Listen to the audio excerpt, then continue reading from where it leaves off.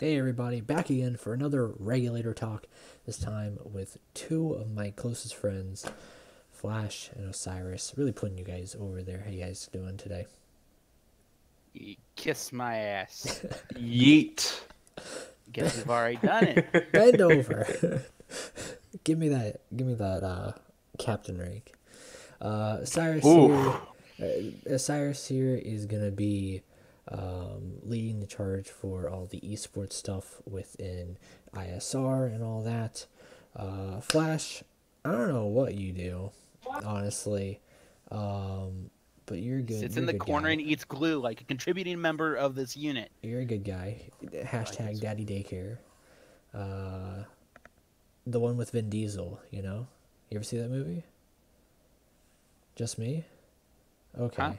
I would say Flash's Daddy Daycare, and I was saying the one with Vin Diesel in it. What, the pacifier? Is that what it's called? I'm pretty sure that's the one you're talking about. Okay. I don't know. Let's see. I just see Flash typing and someone was screaming at him.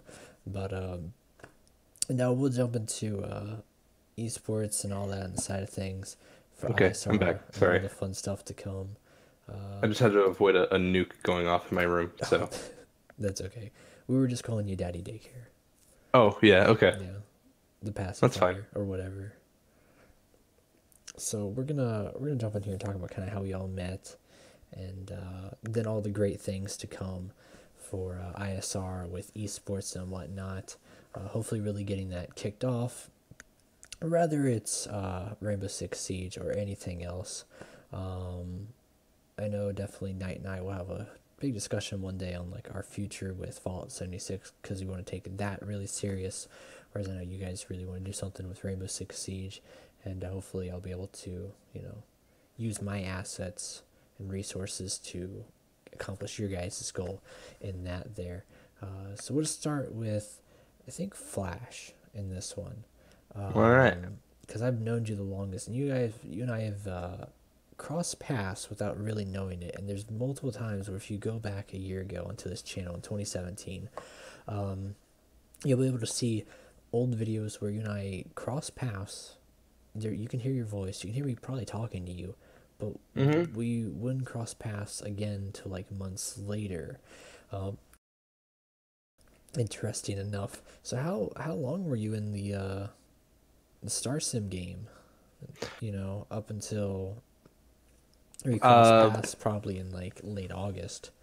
Let's see. Swap was released onto the Steam Workshop, and this was when it was still on the Steam Workshop. Whew, that's a long So time like, ago. yeah. So like about a month or two after it was released, 501st, they already kind of had a little community going, and they skyrocketed up. Same with 212. And my little Milsim group that I joined to learn how to play Arma. I wasn't actually planning on staying with them, but I ended up staying with them. They made the decision. Let's go to Star Sim. Let's be clones, and so we all move over to clones, and we were originally the 212, because we weren't expecting to get asked to join Gark. But some people were making videos. We did one op, and I can't remember if it was Walrus or Jay. One of them was like, "Hey, we could really use the 327. Would you guys be okay with switching over?" And we switched over to 327. And it was fun. We were like almost instantly accepted into Gark because we were a named unit. We were in the movies. We were in the EU. We were everywhere. I think 327 that's the big one, is is known. being in the movies, in the accepted lore universe, Yeah. especially, but mostly just the movies. Yeah. Now, at the time, I didn't know anything about the Clone Wars. All I knew is that there was a TV show in like 2003, and then the 2010 cartoon. Okay, you and I are like on the same boat with this one because I know a lot of people in Star Sim love the. This is what we're talking about with Crim. This video will be posted a week from then. But this is what we're talking about with Crim on how that TV show really impacted people in this version of Star Sim. Yeah, in that version last year, you and I, like 2003 Clone Wars, that's the jam right there. And I think that's where you still see a little bit of influence there with like Munilus 10 and Arcs and all that. But it really, I think gameplay wise, was heavy there. Yeah, especially with the look. Old Swap before it got the 2.0 update. I'm gonna call it the 2.0 update. I think you're gonna say the Battlefront update. It's basically the Battlefront update. Before it got that, like I would say that they all the textures and all of the models, they looked more like the 2003 comic. And we had more. I mean, we had some that were like from the TV shows or from the Movies, the 2003 cartoon. Like the arc, the phase 2 arc. I've talked about this multiple times on podcasts, but I still think how Vest and arcs were used so much better, and we still have not gotten that. It's been almost 10 months now, and we still have not gotten that level of I remember you gotta tell me his name, but I remember when I was just a little trooper, learning how this was gonna pan out. Sitting next to my buddy Eagle at the time, who was a medic. Eagle. Don't give him too much hate.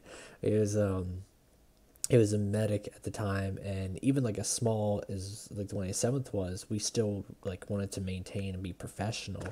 Something that does not happen at all, really, with smaller units. I will say that it just doesn't really happen.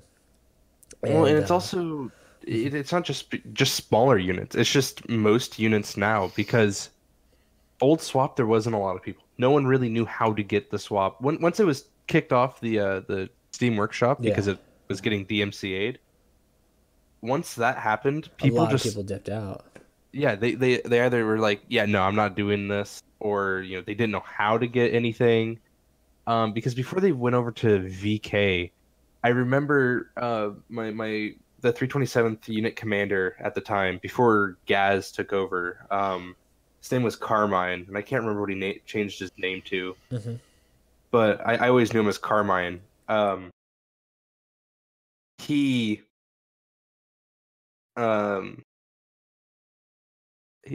would there was a link to Mega or Megasync or whatever. And I remember downloading from there, and I was trying to invite my friend to do this the same thing, because he bought Arma because I had it, and he really wanted to play games with me. And I was like, oh yeah, just download this and we can do Star Sim. And he's like, oh, okay.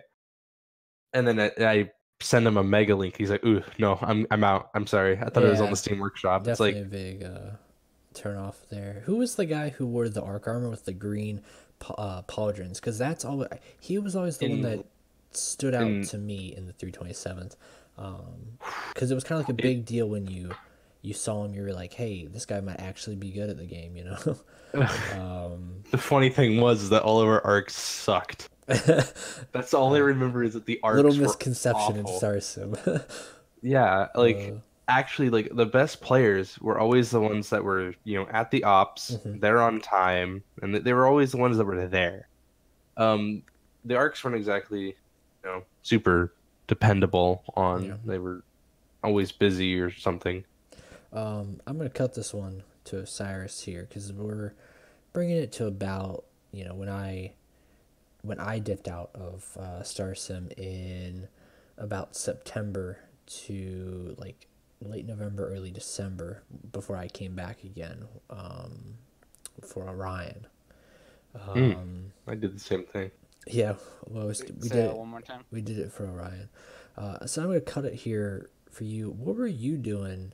Were you in old Star Sim here? Because we never cross paths until Orion's 327th. We have, old 327th, new 327th, and then we're not talking about the newest one, because none of us are in the newest one edition of it.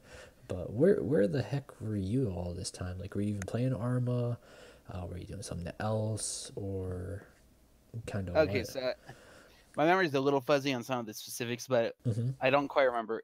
So has there basically been like 3 updates for Swap? Like there was the first like release, then there was an update, and then there was the one in January, whenever the hell it was. So Yeah, I don't those are want to the jump 3. too much into like the story of Swap and whatnot, but what I've talked about with Jay was, you know how everyone has this big fetish for Clone Wars.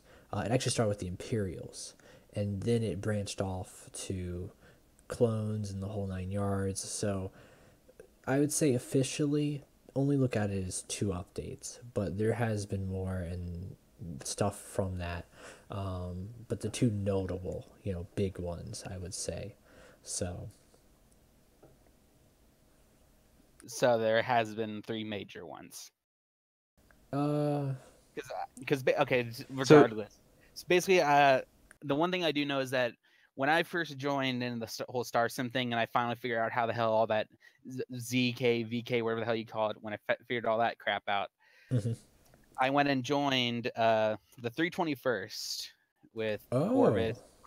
I guess he was Slayer back then. Yeah, Slayer. But it was a really awkward time because it was like at either the end of November or the beginning of December. It was like around that time. Yeah, And so literally, like RMC as died. soon as and as soon as I joined that unit, like I just found it randomly because it was one of the few units with a 24-hour server.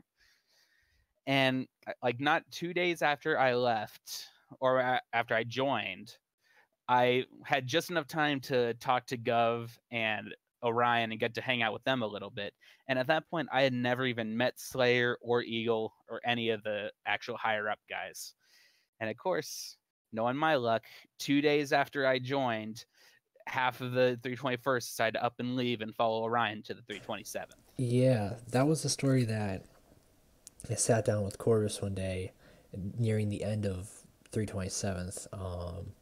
He told me about, and I thought that was an interesting one, that because I had missed that 2-3 month span of Star Sim from September to November, December, there was that time where kind of a good bit of stuff happened, like not too much, but still stuff that impacted other things. And Orion being in 321st, up and leaving to do the 327th because Flash's one. When did yours come to an end? So we got like a timeline here of when we started in August, went on for about 3 months. I would say we ended, let's see, because I missed all of September and November. So I would say it ended at either late August. No. Okay, sorry. We ended in October. So that makes sense then with that ending in October and Orion's one. Because I was like, yeah, I'm done with Star Sim. I don't want to join any other unit. I was super bummed out that my unit got disbanded. I was like, man, I was a sergeant. I the highest I've ever been. I don't really want to go back and have to start from the beginning. And I was super butthurt. I was like, you know what? I'm just gonna work. I'm just gonna make money. I'm not gonna worry about playing this game anymore. And that's what they all say. Well, okay, I actually was doing that, and then I don't remember. Oh, I was saying that I got banned from the swap Discord, and Orion asked me why, and I was like, yeah, it's my brother posted a link, and they were like, nope, and they banned me like instantly. And he's like, oh, well, if you ever want to join a unit, it's like, I don't want to start at the beginning. He's like, well, let me talk to my commander. All right. And then that's how I met. No, I knew Slayer before, because yeah, Slayer knew me and I knew Slayer, because the 327th did do ops with the 321st. Yeah, because they were part of that whole RMC gig. There was a good bit of people. They were the Edge Boys. Yeah, that's the funny thing is like 321st was That was the edgiest that were the edgy ones. was at they were the Yeah. super edgy units. Yeah, they were one of them. And they were the only one at the time. And then they And went. then It was weird. and then someone came around. They're like, remember the 321st? No. Well, we're gonna be edgier than them. That's probably what happened too. Somebody was like, I remember how edgy 321st was. Now we're gonna try to one up them, and the whole RBC thing. So Osiris, sounds like you you up and left with Orion, right? Yeah, well, basically at that time, I guess I kind of said it before. It's just a situation where it's like it felt like half the unit was just leaving. It's like I don't even know the higher up guys on the 321st, so I might as well just go with the people that I at least know who they are, and I know what their voices sound like. That's the one thing where I will say I was very lucky with in my time with Starsim was I actually got to know higher ups, unit commanders, the whole 9 yards, like know the community, form a bond and friendship with people, even people not even, inside of my unit, when ISR was actively, pursuing getting people membership in units and all that. I think I got very lucky, probably too lucky, I will say, in that aspect. And it's kind of a double-edged sword. I think just being a trooper is a fantastic thing because you really get to enjoy the game. But someone's got to do the work. Someone's got to get everything rolling so people have a server to play on, TeamSpeak and all that, because it's like I was talking about with Krim. Someone's got to pay the bills. Someone, there is no TFAR for Discord, and that would save a lot of money. But you got to get those things, those like necessary evils. So I'm pretty sure that we could get DFR for Discord if someone created the correct bot for it. Oh yeah, definitely, probably. I'm sure that they could sync it up somehow. That should be where the funding's going into. If anyone's listening to that and they're throwing money at the wall, all right, ATT walking animations are great. Let's get that TFAR for Discord rolling ASAP. Yeah, not only would you save hundreds of dollars a year. No, like thousands across the board, like multiple community. This would change like entire Arma unit, budgeting. Mm-hmm. I mean, honestly, if you could come up with that and put donations for that kind of mod for Discord, oh my god. I would actually. That is one mod that I would actually donate to. Yeah. That is the only mod that I would actually ever donate to, and it's the only reason for it is because not only are you saving people money, but you're also you're saving them. That money is then. Yeah, that money is also going into into their server. They can get a higher bitrate server, or they can get a higher pop, or like have more slots in their server, and just house more people in it. Better server providers or gear and all that. Yeah. Just the little, it's always the little things that really do matter, but they just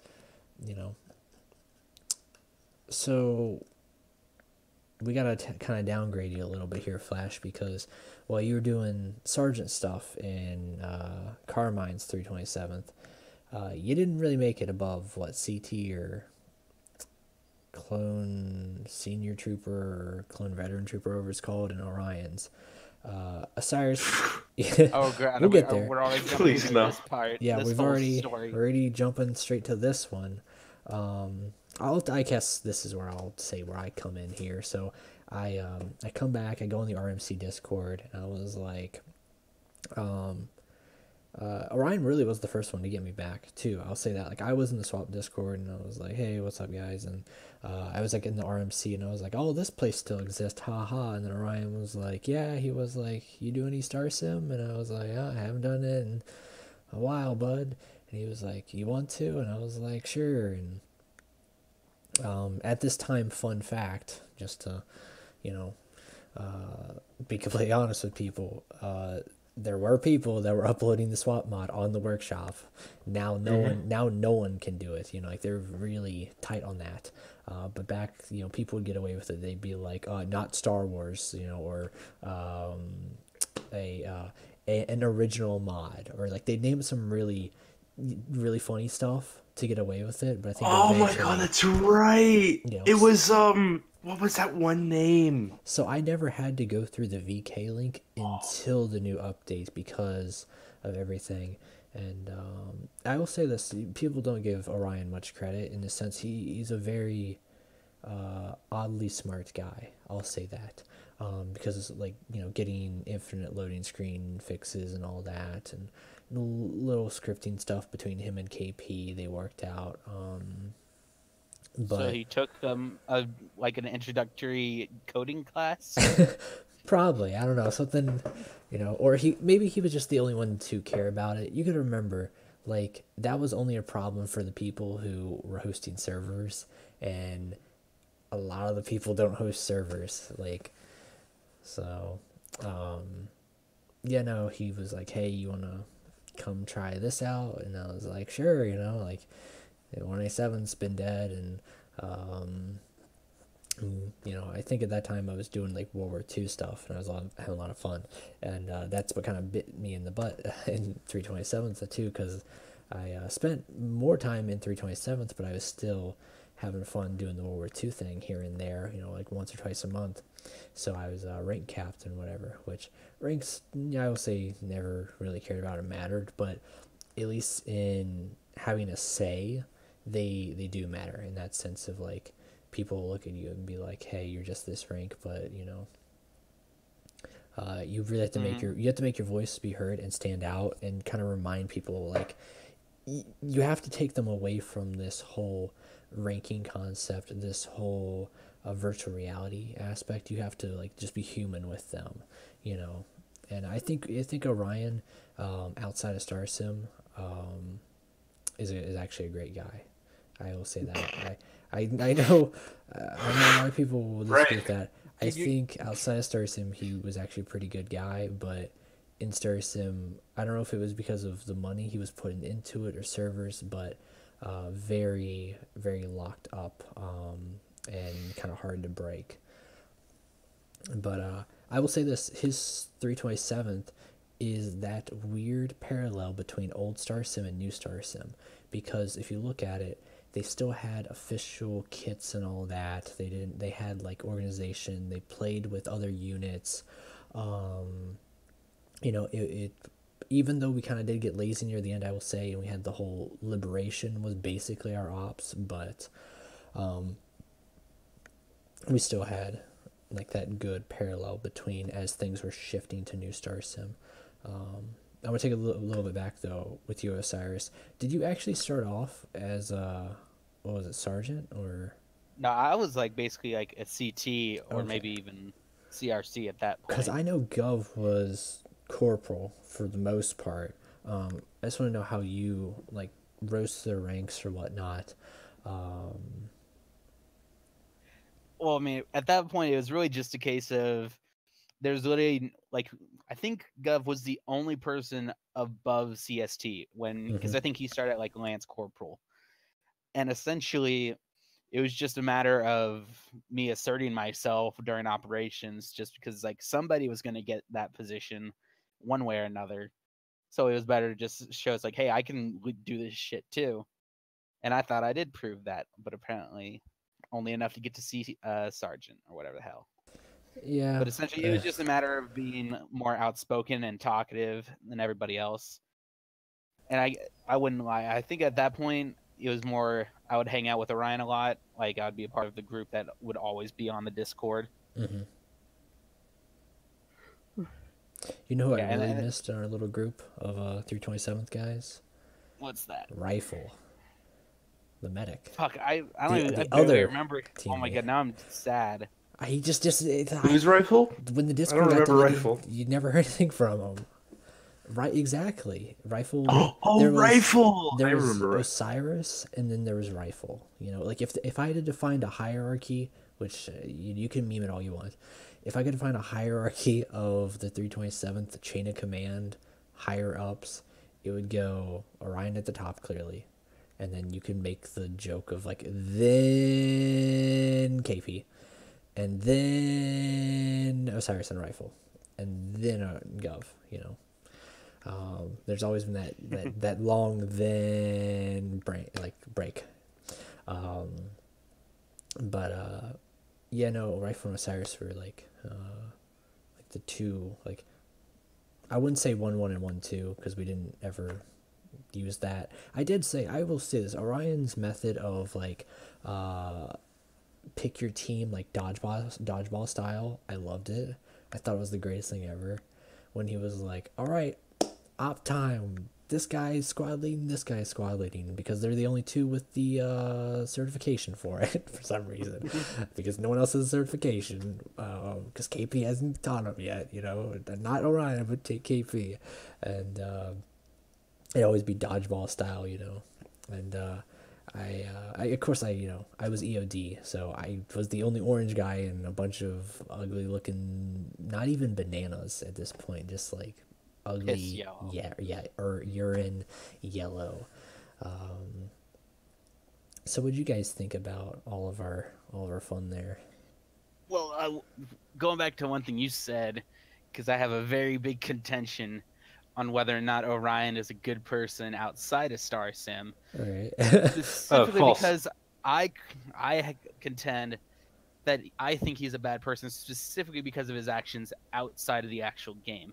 In game, he had some issues, but honestly, I kind of preferred him when we were in a mission compared to outside, because the whole reason that we had these issues and the story that we're probably going to get to later, Dark Souls, all of that happened outside of the game. It was literally more about him treating us with actual respect in general, rather than us wanting to like play a game a certain way. It became more of a matter of, oh, he's just disregarding us because he thinks that we're like not as good as him, and he's better than us just because he has a rank.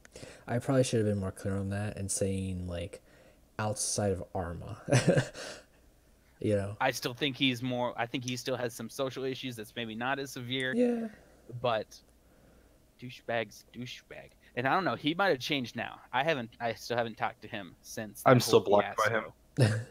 I'm pretty sure I'm still blocked by him, but I also don't care enough to try and check. And that's like the one thing I'm gonna hate about this, is that he might have actually changed, and then I'm just gonna piss him off again. But then again, screw it. All right, we're gonna play a fun little game. All right. Oh boy. I gotta get a good name for this, but it's gonna be like promote, demote, and kick out of the unit. All right. Oh my god. There's 3, and we're gonna go through old 327th members. All right. Oh god. All right. So you gotta pick 3 people out of all the old 327th members to promote, demote, and kick out of the unit. Put them on blast. Well, obviously, I'm gonna promote myself. Yeah, because you never got promoted.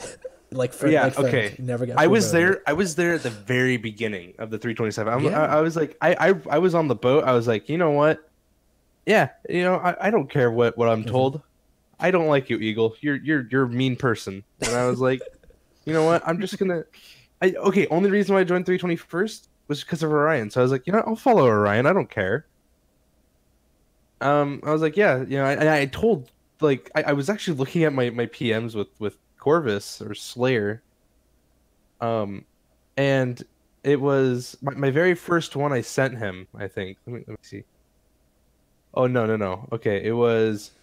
All right, I joined November 27th. That was the day I joined.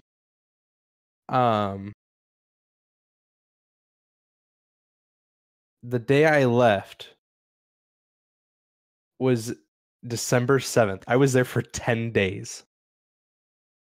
I was in the 321st for 10 days, and then I left. I did 1 op with the 321st. See, I got you beat. I didn't go to a single op with them. Oh, man. You got me. Oh, my gosh. But I mean, like, since then, like, Corvus and I, we're still good buds. Like, we're still buddies. and you know And clearly it's that, interesting. that wound was mended. I will say Yeah. that's another big problem is people hold grudges. You know, Fuck Jay. but like at least most recently, but back in, that weird bridging the gap era of Star Sim, you know, Orion wronged Corvus or Slayer. And even then, we still saw a good bit of 321st guys show up to the ops. I will say that. Like, there was still 321st, 21st, 332nd, which was like I always kind of like with ISR and Scarada, we both got blonde hair, we both got blue eyes, just one of us has a messed up tooth, but we're still in the same family. I've never heard that analogy You've before. never heard me say that? I don't think I've heard that before. You put that one down on the books. Both got blonde hair, both got blue eyes. We're in the same family. One of us just got a messed up tooth. All right. Yeah, just one of our parents is siblings. One of our parents is orange. One of them's yellow. Pick your favorite color. But boy, you're not getting out of this game though, Flash. You gotta promote somebody, you gotta demote somebody, and you gotta kick someone out of the 327th. All right. All right. Well, obviously I'm gonna kick Orion because I never really liked Orion. I'm not gonna lie. All right, Orion. I was okay with him. Actually I take that back. I kicked Roswell. Yes. Oh my god. All right. I'm going off of when 327th was in its prime, and Roswell was a part of that. He was the Lego at the time, if you think about it. Yeah, he was the Lego at the time, but Lego's now not that bad. Because he doesn't do Arma. It's actually bearable. I mean, okay, he does Arma. He's gotten bearable, but he still plays Arma. Yeah, he's bearable now. Like we can talk to him. Roswell, I guarantee, is still like annoying. I kick Roswell. All right, that my kick is out. Well, let's see. The other one was promoted. What was the other one? Demoted. Yes. Yeah, promote, demote, and kick out of the unit. I demote Orion because in the end, no. Here's my reasoning. I'm not just saying because he was the commander. I demote him because as the commander, he didn't really do much. You would say you would want KP to, run it. He never did any trainings. He did one training, and that was him watching me train a bunch of people on marksman. You guys ever see the picture of like it's like a leadership poster, and it's like the difference between a leader and a boss. The boss is the one telling people to move forward. The leader is the one like at the very front of the line pushing with everybody. I think it's kind of like one of those things where it happens a lot. Orion was the boss. KP was the leader. I feel like in the end, like if everyone were to look back into the 327th, everyone said that they didn't really like Orion, and everyone loved KP. Main reason, KP made all the op. KP Zeused every single op that we did. KP was likable. You could easily talk to him and do stuff. I will say that I have a slightly different opinion on that whole situation. Instead of KP being the leader and Orion being the boss, I'd say Orion is more like that bitchy shift manager at like some grocery store or a restaurant, and KP is the actual manager that people want to listen to, but he's actually just sitting in his office most of the time, not doing anything. So who would you say? Or no, he's like doing paperwork and stuff. I guess is more of a real thing. Who would you say, Osiris? You gotta promote somebody, you gotta demote someone, and you gotta kick someone out of the unit. Yeah, I'll promote Sky because he is the most lovable member of. Oh my god, he is the most wholesome man. I think he got to corporal too, didn't he? Yeah, he got to corporal. Yeah. Give that man sergeant. Give him sergeant. And I would demote Flash to negate his promotion. You do realize that actually I was offered a promotion like at the very beginning. He's like, "Hey, what position do you want?" Like when there was no members in there, he's like, "What position do you want?" I was like, "Honestly, I don't want that high of a position because I'm working a lot. I was working like every day when the 327th started." And he's like, all right, how about I just keep you at CT, and you know, as you start playing more and more and your schedule frees up, well, I'll give you promotions.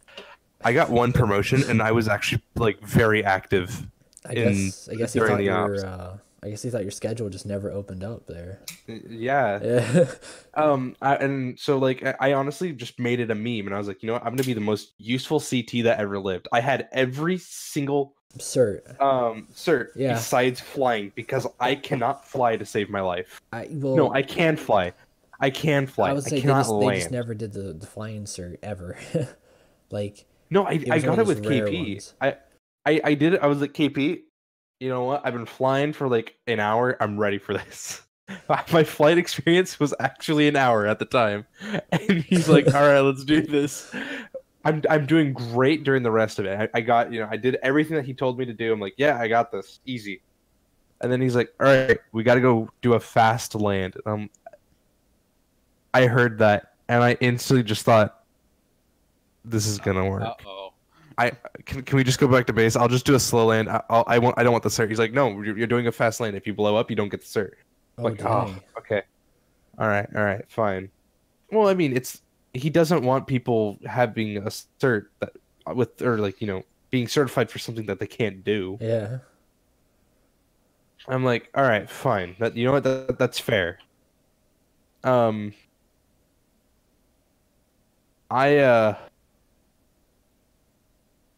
didn't make it. That's I didn't make it, Dad. Do you remember when we had to redo the certs? Like, not because someone failed it or something happened, but just because, like, I was probably the reason behind it, because the video came out and, like, KP, like, had, like, one shot of coffee in him, so it was like, yo, KP's got to teach everybody because he missed the one time for, like, how to put down an explosive, like, under the vehicle or something weird. So KP's not ops, but KP's trainings were always super quick, and I thought it was the funniest. Greatest. It was. They were the best. Yeah. They were great. They were fast. You know, they got to the point. Effective. Yeah. I remember watching one of your videos, like back when you were doing the training ones, and you know he was doing this one, and I don't remember if it was he missed a step and he still certified you guys, but I remember I was super bothered because he wouldn't certify me because I forgot to say something, and he certified like 3 or 4 people. It was the explosives. It must have been. Oddly enough, for the guy that, you know, his main was EOD. Okay, there, all right. That reminds me. I remember this one time I got on. It was right after NOP. Oz, this was right after your name change, and this was right before your name change. You didn't change your name to Osiris yet, and I don't remember what you had your name at before. Honestly, I can remember everyone's name before their name change. I can't remember yours. It To must save my remain life. a secret in case I fuck up real bad and I have to go back to my alias. Okay. This was right after my promotion, actually. Oz walks up to me and he's like, "Hey man, you know, I'm really proud of you. You finally got the promotion that you deserved." And I'm like, "Oh, thanks." I'm like, I don't really know who you are, but thanks. And I was trying to be a good couple. No, you were good. I didn't really know anybody at the time. I mean, we did like maybe 3 ops together. And so like that just like compared to now, I know you. Like I know your real name. That's all I'm gonna say. We no longer have that father-son relationship. Yeah. Oh.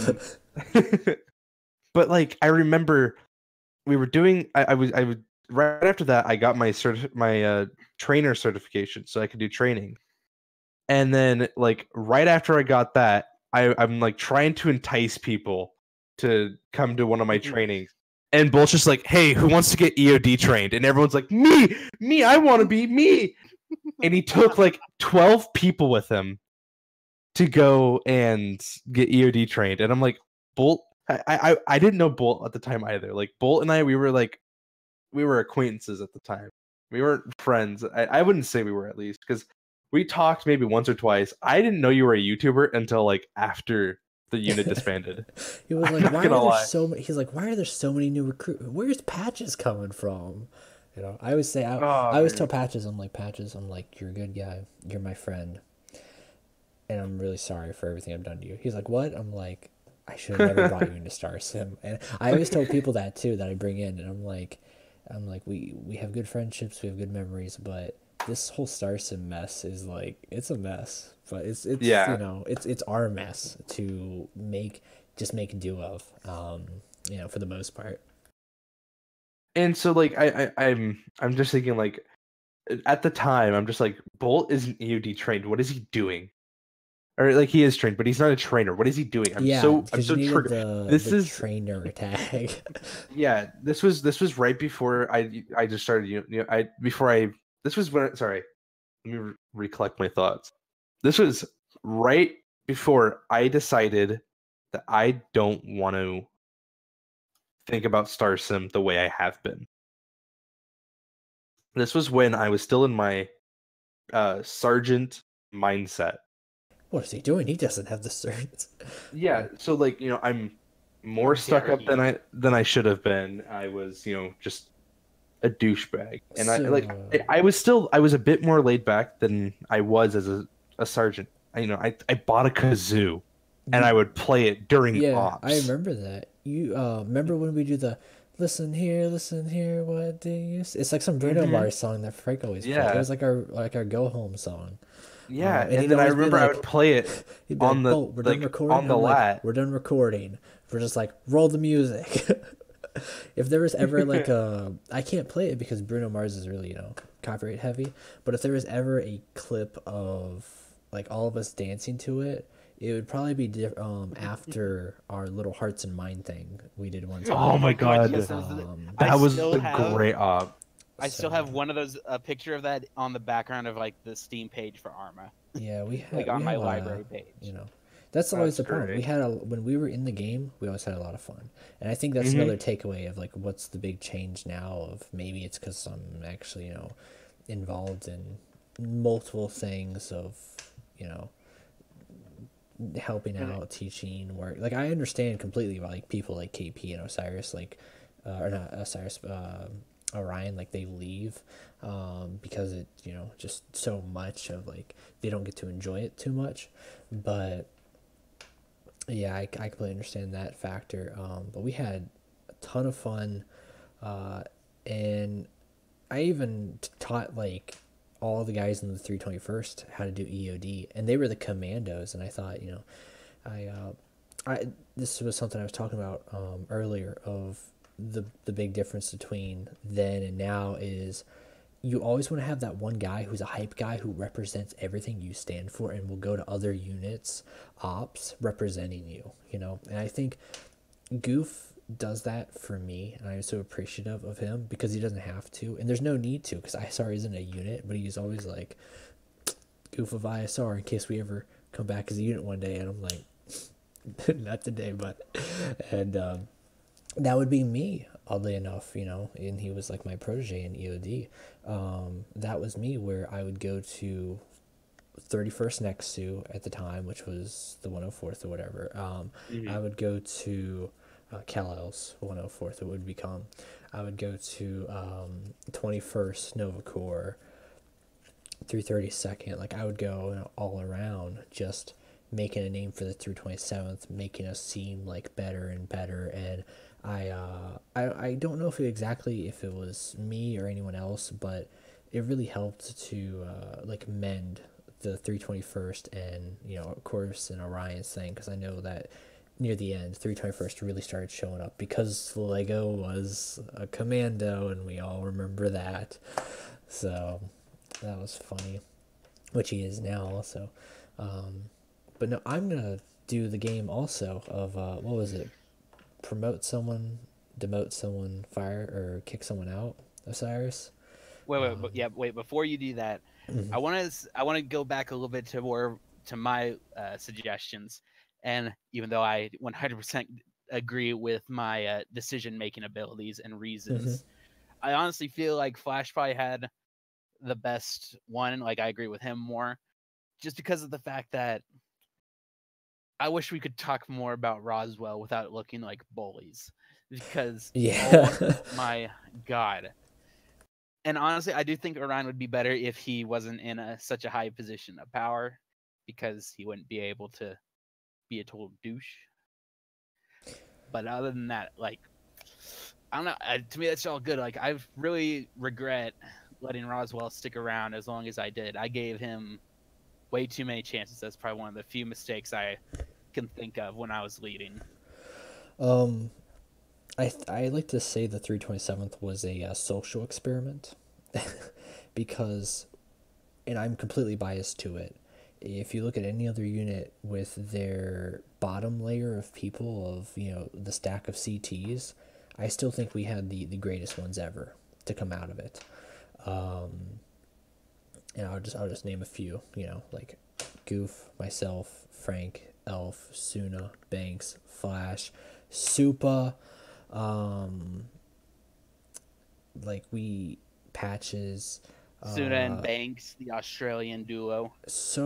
And there's more I can name, and the amount of CTs who really could go on to be higher, high command, or high echelon troops, it's just crazy. Like, they very talented group of guys, and they played their role to a T, and I think that's that's kind of like a sad thing too, is there's so many very talented people that if there was more people in Star Sim, the 327th, Orion would have to make them, sergeants, corporals, sergeant majors, captains, the whole 9 yards, because like you would have to continuously get a new group of people to teach, and that bottom layer that we had that just did not move up was so good and so tight knit. And I mean, I think that's why we're kind of in a little situation here where we're all buddies, which is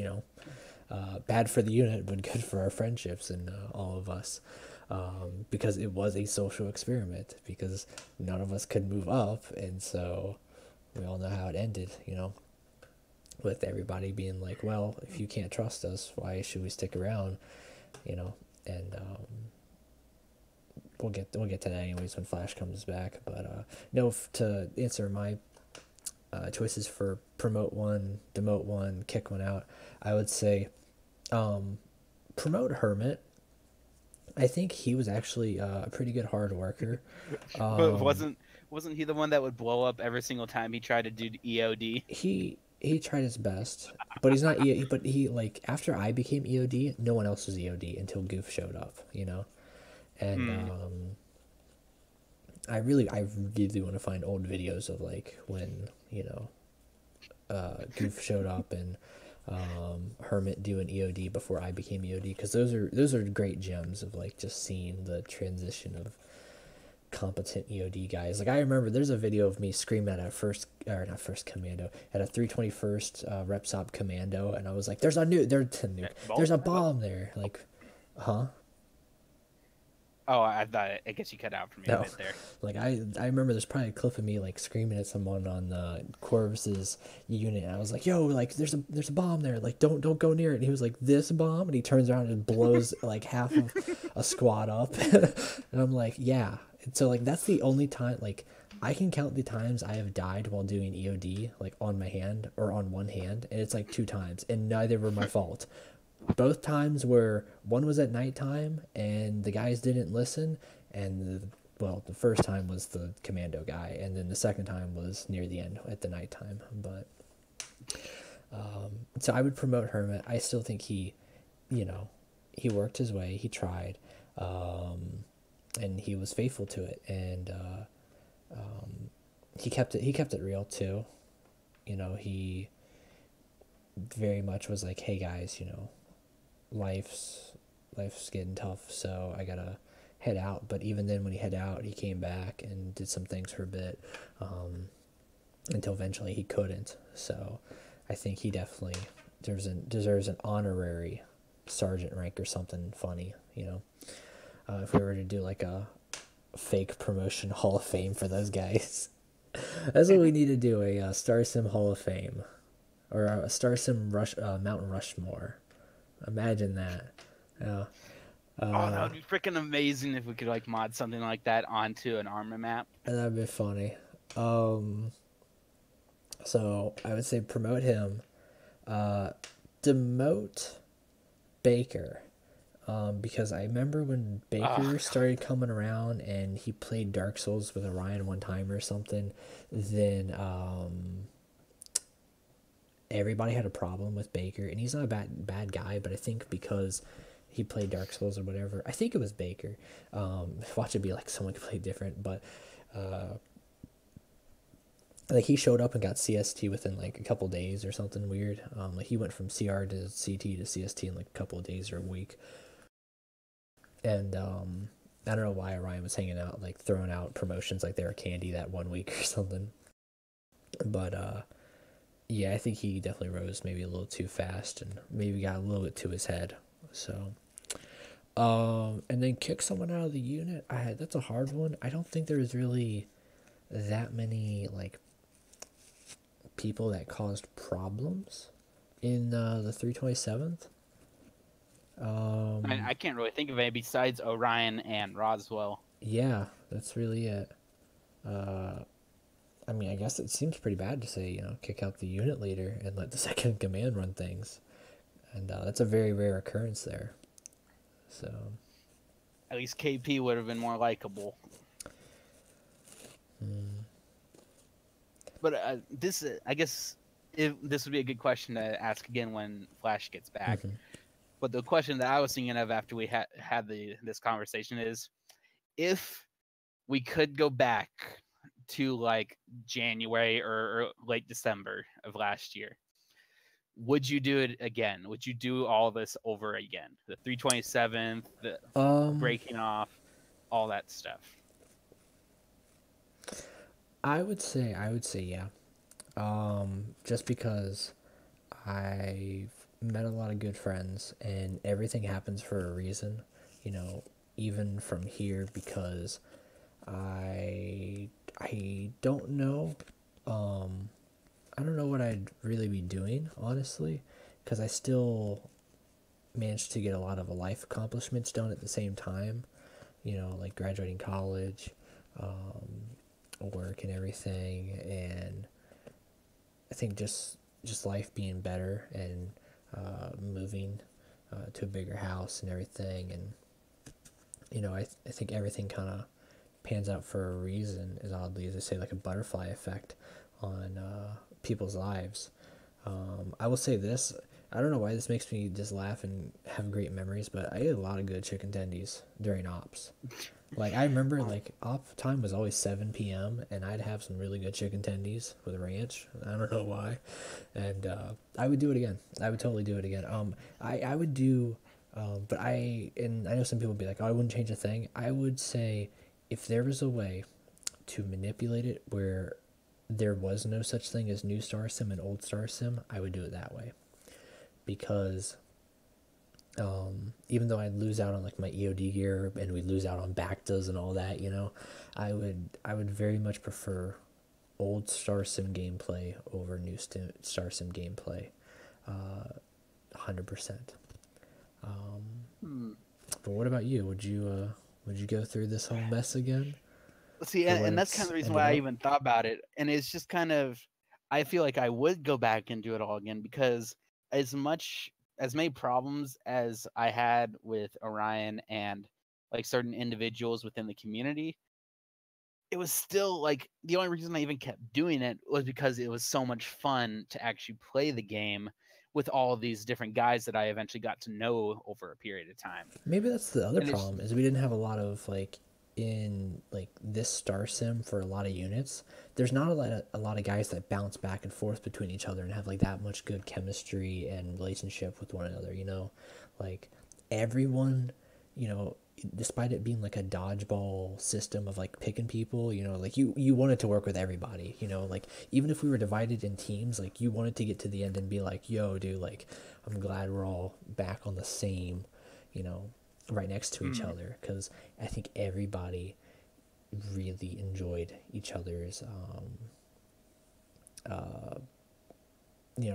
presence.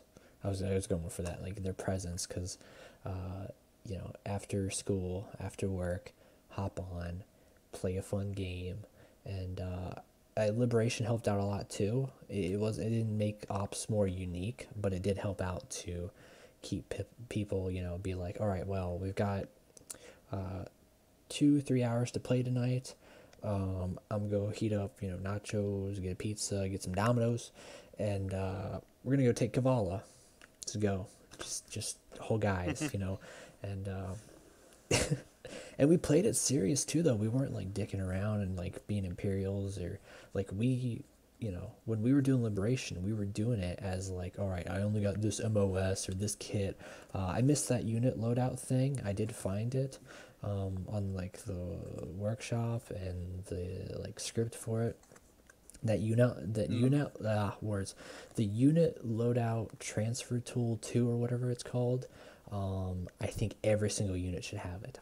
I don't care if you're Gark or non-Gark, everyone should have it because it is a fantastic way to just give someone a loadout and say, here, let's play. Even outside of Star Sim, I think it's really useful, and I think KP was on something really good there with that of like, oh, you just got the AT, you know, MOS or specialization or certification as they were called, mostly because Orion didn't believe in MOSs. It just believed on certifications. Like, that was really good of just handing those out to people. Yes.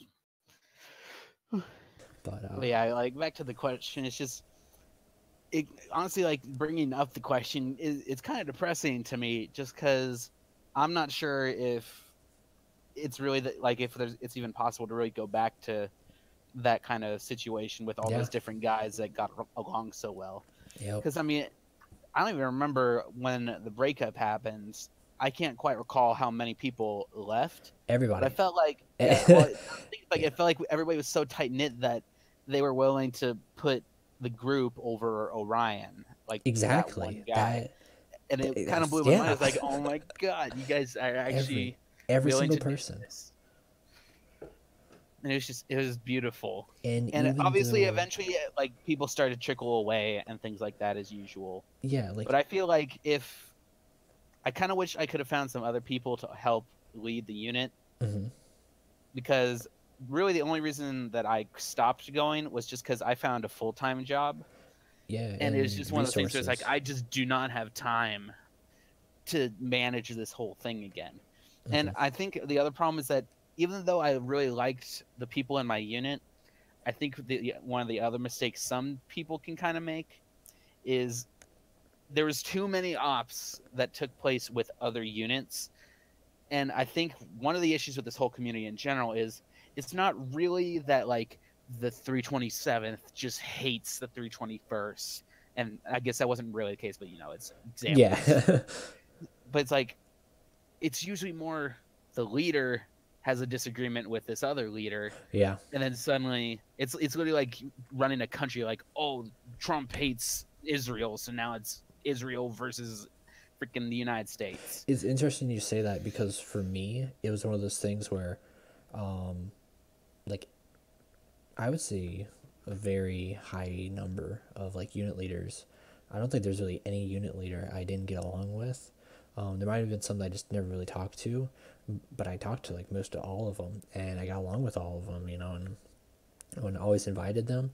I think my situation was there were individuals who, if they knew other individuals were going to the op, they wouldn't go, or they would try to sabotage it, because not like sabotage my op, but sabotage that person's experience, which would then hurt someone else's experience and cause a whole bunch of problems there. So I think that's a weird part of like that weird gray area of, you know, between old Star Sim and new Star Sim, that transition period of like the unit leaders hated each other. You know, the units didn't hate each other, but the unit leaders did. Now it's like individuals would be more or less likely to like each other, but the unit commanders are like, you know, like, hey guys, we got the same struggles. So, and it's kind of just hard to play together in that aspect when people won't, you know, work together.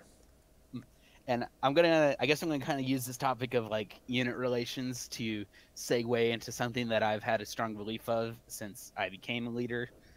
And basically, you can call me a dirty red or communist or something, but I still believe that this community in general would be so much better off and last a lot longer if all of these fraction units, like all those units that are in SWLS, like how many are there in Legion Studios that are getting armor right now? It's a lot of those ones that not many people talk about, that they just go and they restart, or they change color, or they reform, or they merge. Like, it's one of those things. I think I do see what you mean by, if all the small units would have banded together. I do understand that, yeah, completely. And I just think that it feels like so many units think that their units are ran completely differently, and that their units just like so unique from the rest of the community. But I really don't think that's the case. Like, hell, you're even at the beginning of this, you're talking about how the 501st isn't really as strict as people might think they are. Yeah. Like, you can join and you can play whenever. Like, they don't really care. You'll still be in the unit. You'll be a CR forever, but still. And it's like, there are so many units that think that the 501st is just the strictest thing ever, and that they could never play with them because of how strict they are. But I really think that a lot of these units really do have like the same morals, the same like code of conduct, or whatever the hell you want to call it. And if you could get all those people to work together and almost create kind of like a democratic thing where it's not just one person being at the top of the food chain, you can still have these different people in positions of power, so they're not giving up too much.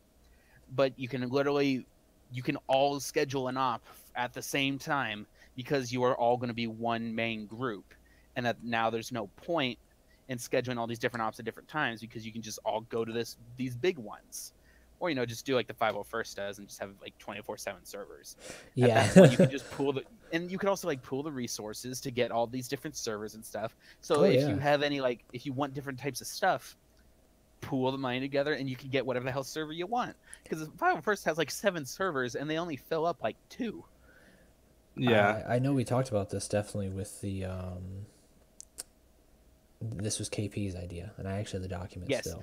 During the CENTCOM, and it was bring everyone together, bring all the resources together, and people look too much into their color, and I think there's a lot more leaders, and there's a lot more independent thinkers and independent people, and people who deeply care about this community and how it works and how we can make it last, because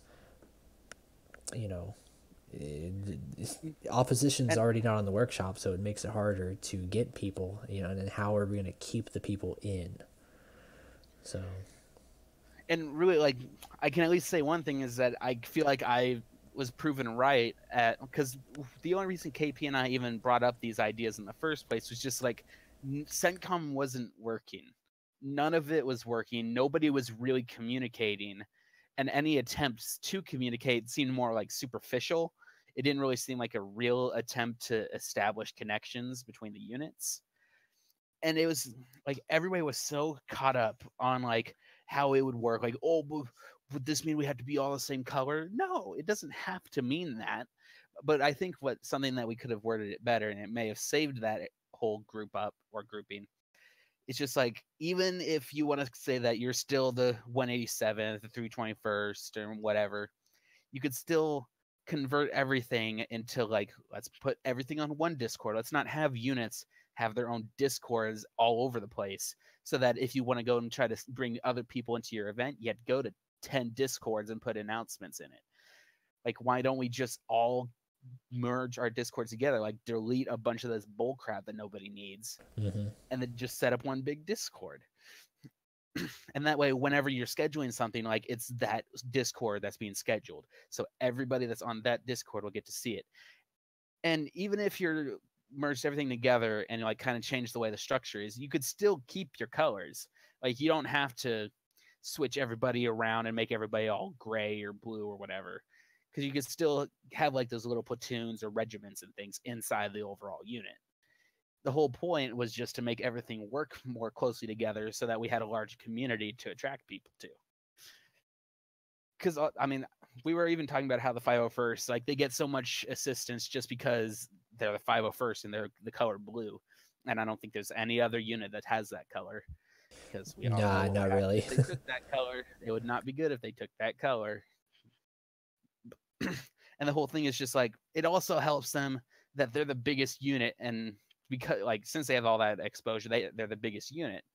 It's so much easier to find the 501st if you do a Google search for Star Sim than it is to find one of these random like 10-man units out like randomly on the Arma website. Yeah. And I think that like if you merged all these small units together and make something that had like 100 people in it or so. Do you like, want to hear the top 3 searches when you put in Star Sim?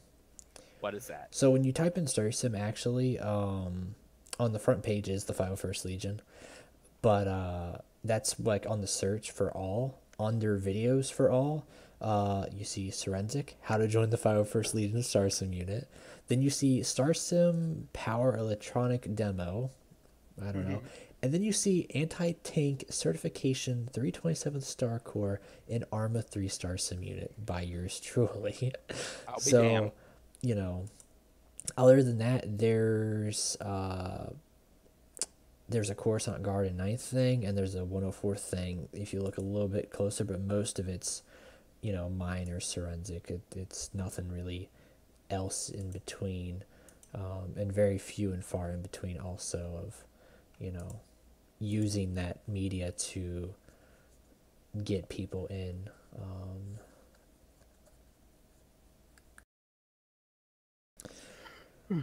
And I think that's another thing, is that if all these different, like this group turned into one larger group, I think there would be a potential for some other people to, they have more enticement or whatever.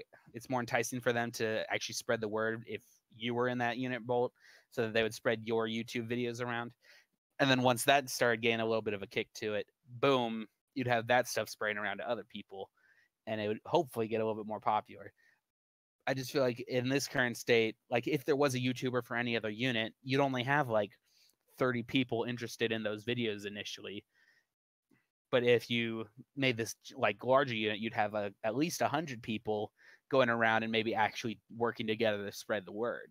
Yeah. I don't know how else to really put it, but I don't know. Well, I mean, it's also, you know, an interesting case where I have met people who oddly know me in the 501st when, you know, I was never in the 501st at this point when I was in 327th. I always thought that was really interesting, that like there were still ways of finding other people's stuff and sticking out, you know, in the community. And I think that's probably where I became Anakin a little bit. Like, you know, I literally became Darth Vader probably to somebody out there, because I was a youngling, you know. I was you know, brought into this. I became a Jedi, and then became like the big bad Sith Lord and joined the 501st, which I'm not devoting my life to. You know, I'm just, you know, doing it once in a while, which with you know, just with things in general of how they do things, and yeah, more cadet stuff. Sorry, I had to yawn there. Actually, we were all just yawning. It's getting late for us, you know, talking. But you know, even with them and, you know, Fallout 76 and all my big plans around the corner, it's definitely nothing I can devote my life to. Like I cannot devote my life to an Arma unit or anything. Like that's another thing. I don't have the resources to run ISR as a unit, so I can have fun with it as a community, and we can, you know, host stuff. We can host stuff that doesn't require TFAR or me to run a server. Let's put it that way. And that is the best way and the most efficient way for us to run as a community, you know, without having to pay for all these other resources to play together. And that's the big downside with Arma. You know, I understand why people have to host servers. Trust me, as an IT guy, I totally understand it. I don't understand, like, it has become almost to the point where you cannot play Arma without Task Force Radio, you know? So we already talked about it before. You know, if there was a Discord alternative, you'd be saving so much more money. And then there's universal plug and play for Arma already, but it's, you know, it works sometimes, works other times.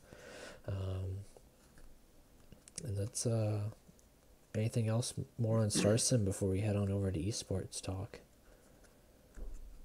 Don't get into Star Sim. Yeah, I'm sorry, and please don't get into it. If you're watching all my Star Sim videos, trust me, there's better ones. All right, look back at the old memories. That's really why they're there. Don't just jump in. That's it. Those are the only good moments. Yeah, it's just downhill from there. I actually feel really bad for the people that will comment on the old videos and be like, "How can I join this?" And I'm like, "It's dead," you know. Yeah, it's like. Yeah, I always feel bad. Should have been here forever ago. Yeah, sorry, you know, 9 months ago. Yeah, I always feel bad about those ones. Man, I just feel like there is a part of me that like really does want to get back into it, because I will say it was super fun once you actually got into it and if you found the right group that kind of clicked with you. But unless people actually start adopting that idea that I was talking about, and it actually becomes an actual tight-knit community where it's more than just like a couple groups of 10 fucking off with each other. Yeah. I don't see what the point is. Like, you're going to be stuck with working with like 10 people forever. And if you don't like them, you're kind of fucked. I get the whole idea, but it's the same thing as, in the end, there will be like one. This is your idea that you put in CENTCOM, right? More or less. I've changed it a little bit. So I get the point. I understand what you were going for, I should say. But my only thing is, there are a lot of things that people don't like about certain. Hold on. I will be right back, actually. You guys can continue. I was just going to say there's going to be things that people don't really like about certain people, like certain commanders. That's why there's so many different units. Because there's one thing that a unit... Yeah, there's one thing that someone doesn't like about a unit commander, or there's one thing that, you know... That's why there's so many different units, why there's so many break-offs. And so, I feel like that's like, to me, that's just a whole matter of people needing to come to their senses and act like normal human beings in an adult society. Like, just be adults for once. And like, that's the whole problem with most of this. I know I kind of get a little pissed off whenever like the 501st is brought up, because I do have a grudge against certain people there. But at the end of the day, like, it's just a game. Mm-hmm. It is. And when it comes to the system, like, I still feel like it would work if people could just realize and come to terms with the fact that this is just a game.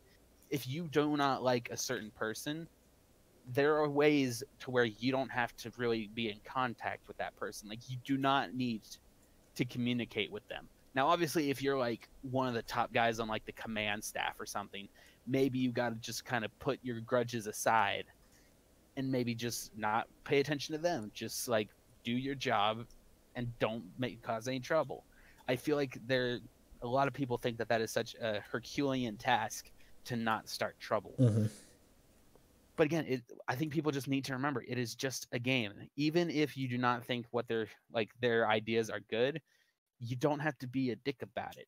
And also, you don't need to take too much pride into the position that you have, because at the end of the day, it's still just a game. It doesn't matter in the scheme of things.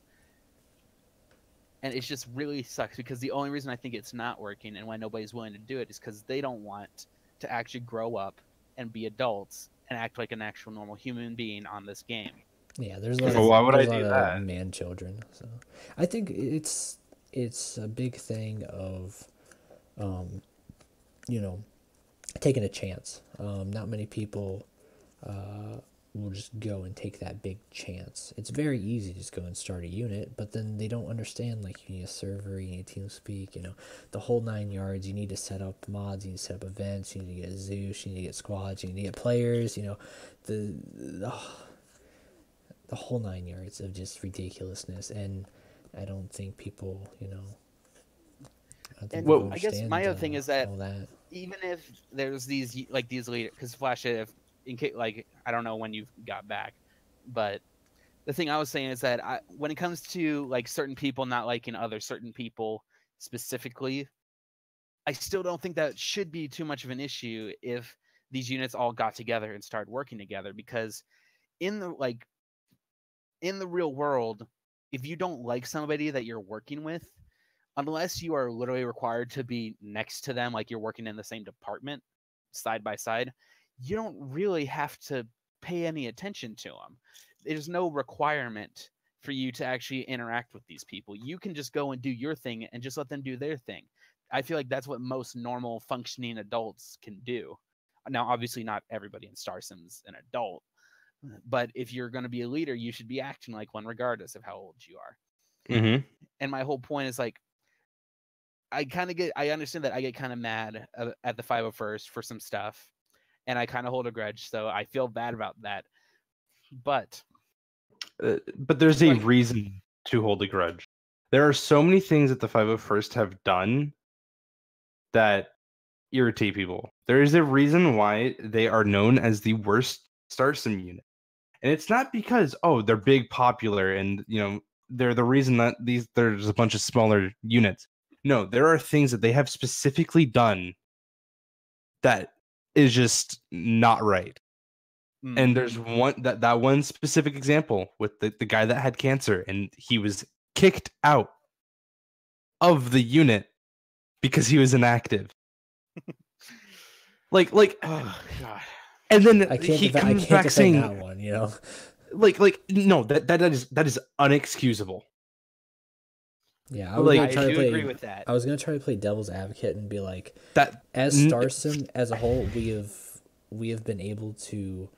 There are very few times, but there have been times where, as a whole, we have gotten together. Like the guy who I think lost his girlfriend in a car wreck. Like we were able to come together for stuff like that and be like, all right, well, even though we've never met him, but we're still on the same.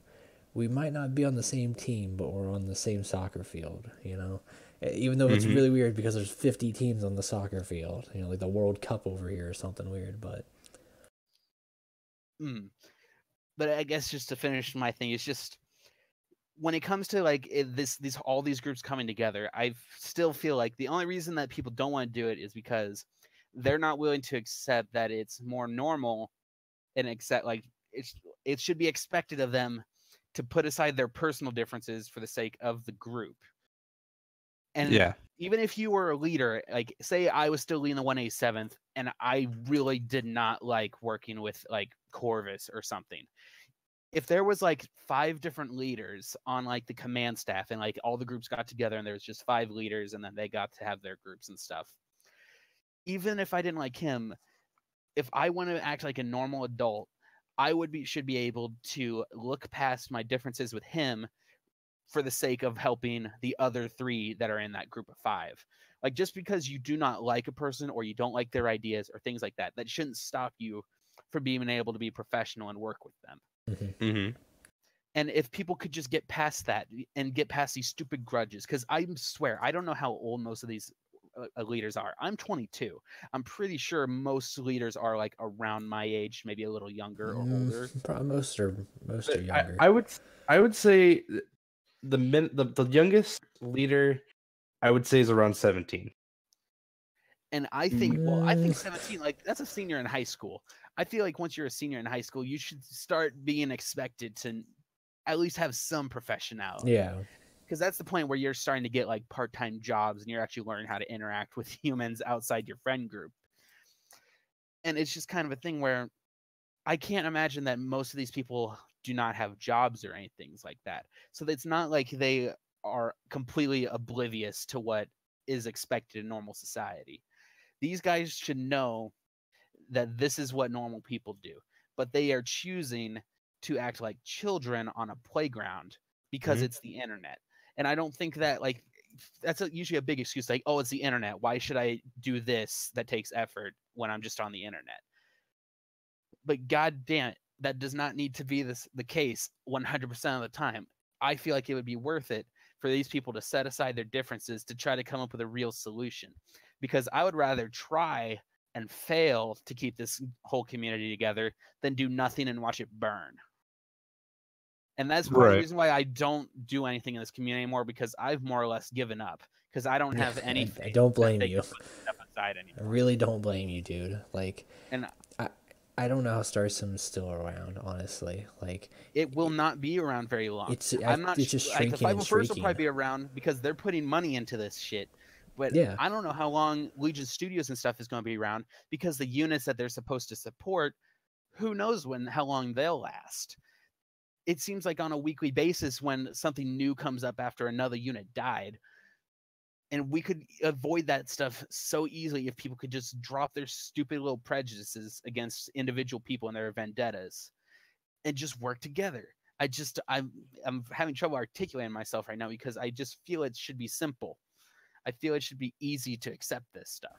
I know we still got to get to like the esports talk and siege and all that. I've already gone over an hour and 20. This will probably be a long episode. It's probably the longest one yet. I know it's going to be. Wow. But to add on to that, with your idea, even if we have like the quote unquote special snowflakey stuff like ARC or Airborne or ARF or Commandos, stuff like that most stuff units don't utilize, like I think you can still agree on how to use them, even sparingly, you know. Well, and actually that's another thing that when it comes to this whole thing with like the Republic Commandos and the ARCs and the Airborne I don't have as much of a problem. I feel like you could kind of assimilate the Airborne into any of these units and it would still be doable. But I get the idea of like, oh, it's a game. I want to play as like, I want to role play the role I want. But I think that being so attached to like the skin that you're wearing, I think that is probably the dumbest part of this whole damn community. Like, I don't get me wrong, it's cool. Republic Commando armor, cool. Arc armor, cool. Whatever. That should not be a barrier to being able to play with people. Who cares that the 321st used to be Republic Commandos? Honestly, I don't even remember what their number is now, so that's why I keep calling them the 321st. I think like they were the 9th, and then they're 506, and then I think they just merged with, and that's another side tangent thing, but like the only thing people want to do is Clone Wars. Like poor Arkans, like his Imperial thing couldn't, like he tried so hard to make it work, and just he could not get people for it, and I don't know if there's anything more to that, but I know that, you know, it's just Clone Wars. Like there is, you know, the alternatives to it are very non-existent now, especially. And, you know, I don't blame people who have tried, I know I've, you know, done the Merc thing, and I don't blame people like Arkans who did the Imperial thing, or in the case of Bakara who did the First Order thing, you know, or Scarada with the Mandalorian thing. Those, you know, very few in between, and people are so clone heavy that they just can't get the people, you know. Remember when 327th disbanded, and this was like, I was like, you know what, I don't really want to go back into a unit. And I remember hearing like reading that Bolt was like, yeah, I'm gonna go solo for a bit. I was like, you know what, I'm gonna give this a chance.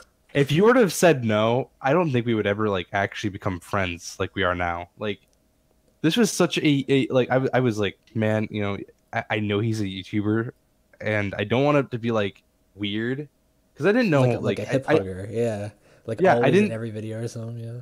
I didn't want to be like, oh, you know, yeah, hey, can I join you and be with you because you're a YouTuber and I just want to be in your... No, I was just like, I want to be in Star Sim, but I don't want to be alone, but I want to do something different. And I was like, hey, Bolt, do you want to be bounty hunters? Let me find the like actual first thing, like the thing I said to you. I think that was another thing of, if we kept it as just us, but I know that there was a growing problem where we just kept on getting more and more like Goof and Cap and Knight and eventually Osiris. Like, I knew the like little bounty hunter thing, Mercs for Hire, that just showed up and helped the clones, you know. I knew we couldn't just be us, so that's where ISR had to be a thing, you know.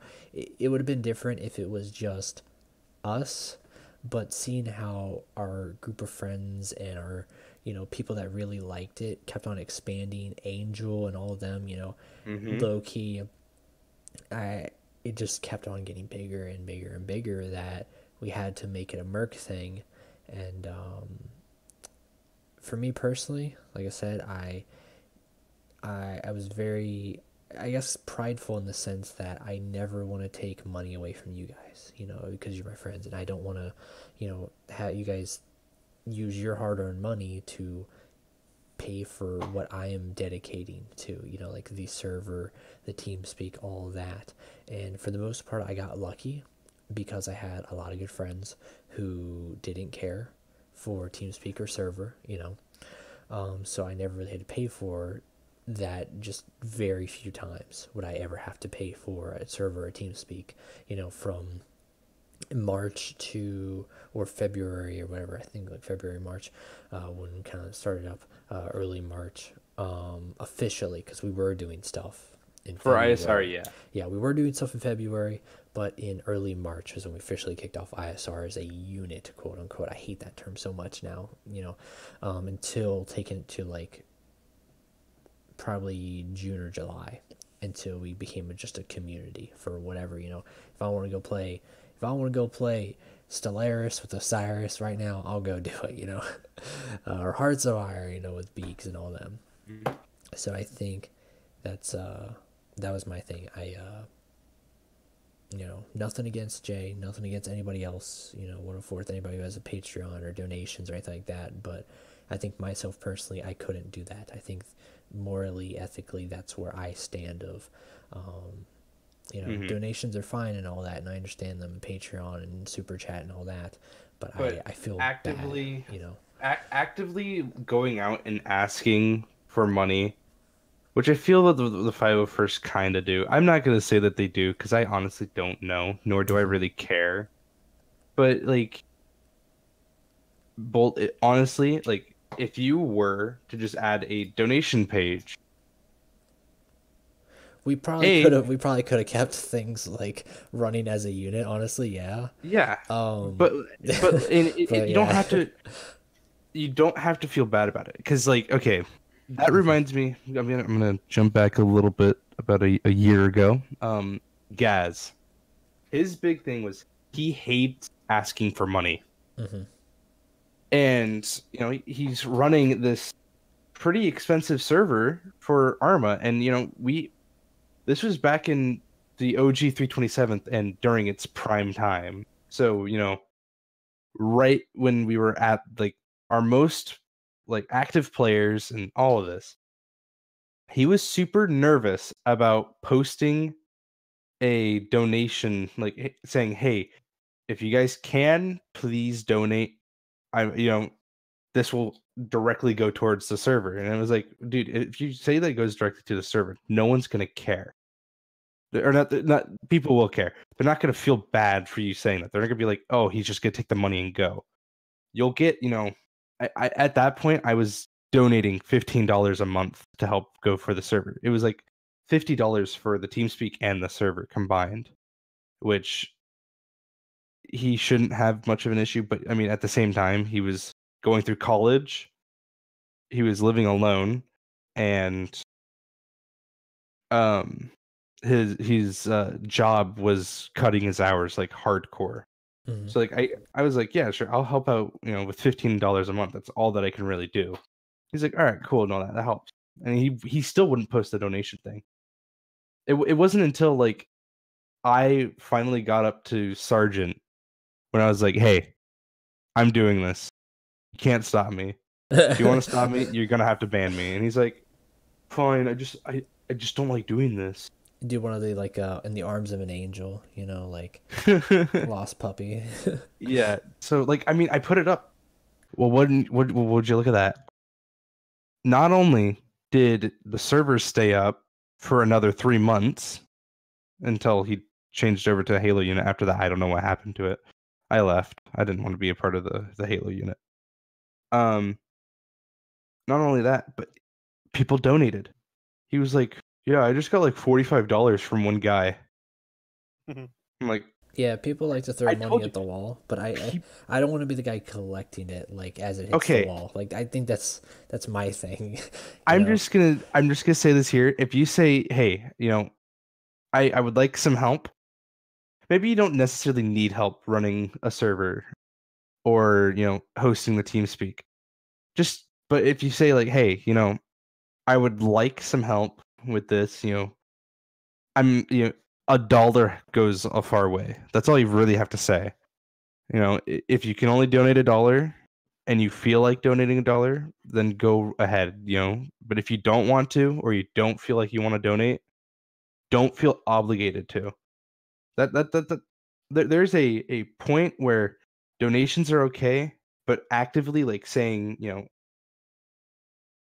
that they need money. I remember being in the 501st Discord, and they were like, "Hey, this month's rent or this month's TeamSpeak cost is about to happen. I don't have the money for this. I need you guys to donate."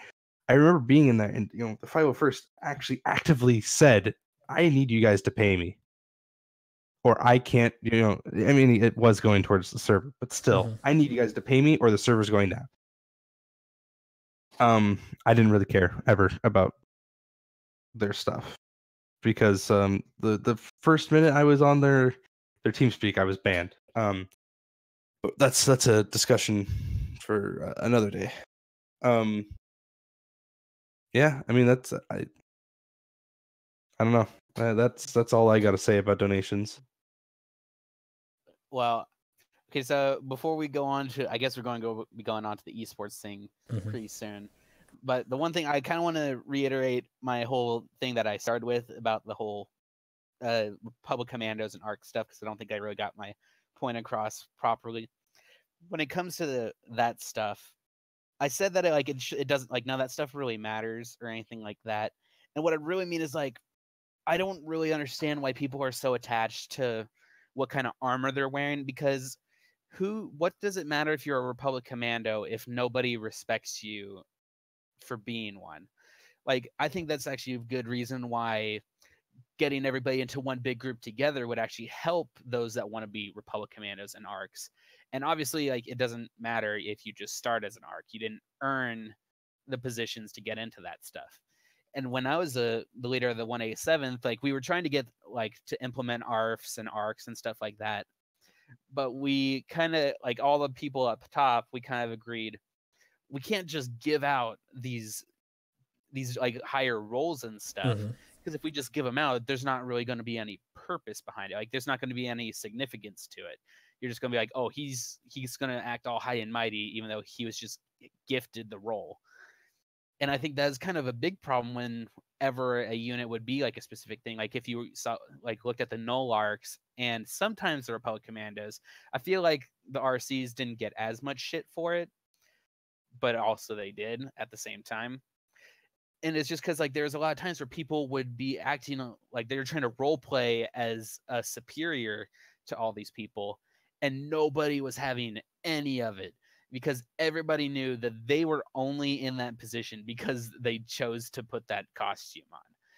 But I think if everybody worked together and you could actually have enough people where you could set up a whole, like, little section for ARFs, for ARCs, for Republic Commandos, you could actually put that into a system where you could actually earn your way into those roles. And because everybody's actually working closely together and going to the same ops all the time, people can actually see, or at least they have a really good chance of seeing, why you were given that position after a certain amount of time. Like, they can see how you performed and how you got that role. They'll also be able to see if you didn't deserve the role, but honesty is still, like, seeing for yourself how a person acts. I think that's better than just making an assumption like, oh, they're just being douchebags wearing costumes. Right. And it's just like, I feel like there's no real good excuse to not do this, because saying you don't like a certain people or that there's too many grudges, that shouldn't matter either, because I still think that there's a lot of people that only hate like 2 or 3 people in this community. Like, you may not like certain specific people, but I think you can kind of say that there's still a lot of good people here that you would want to hang out with. Because I mean, hell, you didn't really like Corvus at first, or from what I understood, Flash. But then you got all buddy with him, and you were able to mend those wounds. I feel like it was. Yes, continue. I just feel like there would be a lot more opportunities to mend those wounds. And okay, I'm gonna go back. There's so much to this. Like, I'm not saying it's a simple thing to do this stuff. Oh yeah, but I think the fact that nobody's willing, complex. like people are not even willing to try to fix these things. Yeah, and you gotta I think take a that's risk. what the most frustrating thing is, because nobody wants to take these risks. Nobody wants to risk giving up their fake power, because again, none of this matters. This is fake power. It doesn't matter. It is a game, and I just want to have fun in this game again. I don't want to be separate from this community, but I'm not going to sit here and twiddle my thumbs and spin mud, or whatever the term is, and just sit here trying to fight for something that nobody else is going to even try for. But I still think there's no excuse to not try these things. Because if you're certainly not going to mend these bonds by keeping people locked away in these discords and not letting them actually communicate with each other. If you can actually get people close together and have them work together and actually build some teamwork again, you may have some of these bonds or these rifts being mended. Like, I don't even know how the hell Flash and Corvus managed to be friends again. That seems like a freaking miracle in this community, to have somebody let bygones be bygones and get past those things. But it sure as hell is not going to happen without people actually working together. And I think people would be surprised at how much they can put aside for the sake of having fun overall. Mm-hmm. That was I very well said. It was very beautiful. I'm praying that there are leaders of this community that are going to watch this specific episode and actually get to this part. They're going to cry. I know it's been a long episode, but I personally feel with all my heart that everybody could work together and put these things aside. And if there is somebody in this group, and this would actually happen, like if this actually happened, and all these groups got together, if you did not like somebody in particular, it will be such a big group, it will not matter. There would be no legitimate reason to actually make a big fuss about it, because you don't have to actually interact with them to any degree. If you don't want somebody in your squad, make a request to transfer to a different squad. I don't think it's too big of a deal. I'm pretty sure there'll be somebody willing to take your place. People hold these ranks way too highly too, though. I know that was my whole thing of like not doing ranks, but I think it's one of those things where, because of all these clone unit guys, that's the only way to make it work, sadly. They would have to find some way to make the ranks work, but not make people obsessed with them. And it's really hard, because you can't just abolish them, because then stuff like Arc and Commandos, like they're still gonna stand out. Well, and when it comes to the ranks and stuff, I actually don't really care if they want to keep the ranks or not. I feel like that's something that would that's one of the things that would take work in this whole thing. Is you can still keep a rank system, but I think in the sense of fairness, there needs to be a reworking of the system so that it becomes a universal thing. Yes, you may have been like a corporal, and maybe now you'll be a lance corporal or something, but maybe instead of being a corporal in a group of like 5 dudes, you can actually be a lance corporal on a squad of 5, and you actually get to be like the second command of that squad. Yeah. And it's like it's a balancing act, and I think it's really not that difficult of a balancing act, because if we have so many people, there's going to be more opportunities for promotion. I guess it's like it'll be a lot easier to spread the ranks out through all, like, the whole tree. It's not going to be a situation where it's like, oh, we got 15 people, so we had to keep like 10 people stuck at CT because it would look stupid to have one person at each rank. It would just look like a ladder, and it would look very stupid that way. But if you have like 60 to 100 people that are active and doing all this stuff, you can give people promotions, and it won't be a huge deal, because there will be a lot more steps in the tree that they can go through, and they won't be like ridiculously ahead of the one rung below them. I know another hard thing is like a lot of people who could get this concept rolling are like they've just given up on the community, or they're slowly giving up on the community, and a lot of people don't want to change, or there's like people just working busy behind the scenes. I feel like more people work on this game on making the mod than actually playing the game, which sucks the most, but I know why. And actually, I was just thinking about that as well as I was talking. And I feel like this whole stuff is just kind of like every day that passes, I'm proven right more and more that with the way things are going right now, it's not going to work. I don't even know, like, I mean, honestly, like, I guess I'm a little separate, so maybe I'm just missing stuff. But I even saw people in other Discords complain about how, like, there's not enough ops and stuff. And then the people who are running the ops are saying nobody shows up. Exactly. Yeah. Like, what are we even making this mod for? Like, Knight hit who it are we making the on the mod dot. for? Nobody's using it. And here's the thing where I'm starting to kind of piece this together too. Of, you know, no one shows up. You know, there's no ops. At the same time though, like, swap won't be around forever, and it's also like Legion Studios is trying to make a mod for everybody, kind of like what Swap did for everyone of every style. Maybe this is where, you know, maybe this is where like the 501st and 212th might be onto something. They have a mod just for them. And maybe if Legion Studios, they were trying to do this earlier with Legion Studios, but it didn't work out so well. Maybe if they were to actually go and get a defined community and be like, all right, this is the community, this is the unit for this mod. You can go and do your own thing, but this is number one, you know, because the 501st R&D, it's for the 501st, 212th auxiliary assets, it's for the 212th. You can still use that stuff with other mods to get the ultimate Star Wars experience in Arma, but I think, you know, that's specifically for them. That fits their needs. And I think Legion Studios, if they made something that fit an ultimate, not just the entire community, I know we try to paint the whole martyr thing of being saints and working for everybody, but we do gotta realize the 501st and 212th probably won't use it. So you gotta put that aside and make those people have to kind of band together and work for themselves and what they want and what they're actually going to use, you know. And I think we've wasted a lot of time on the custom helmets, custom armor. You know, maybe it's time we actually play the game again, you know, and all that. I don't know, dude. Well, I see where you're going with this. I actually kind of agree with it. I didn't really think about it that way. I honestly just kind of thought like Legion Studios would eventually just become a dumpster fire because they'd be making this stuff, and I think a lot of people would get pissed because they wouldn't even know what they're doing anymore and like why they're doing it. But I do think that would be another reason why this stuff would work. Instead of having Legion Studios making all these fucking helmets for like 20 different units or however goddamn many it is now.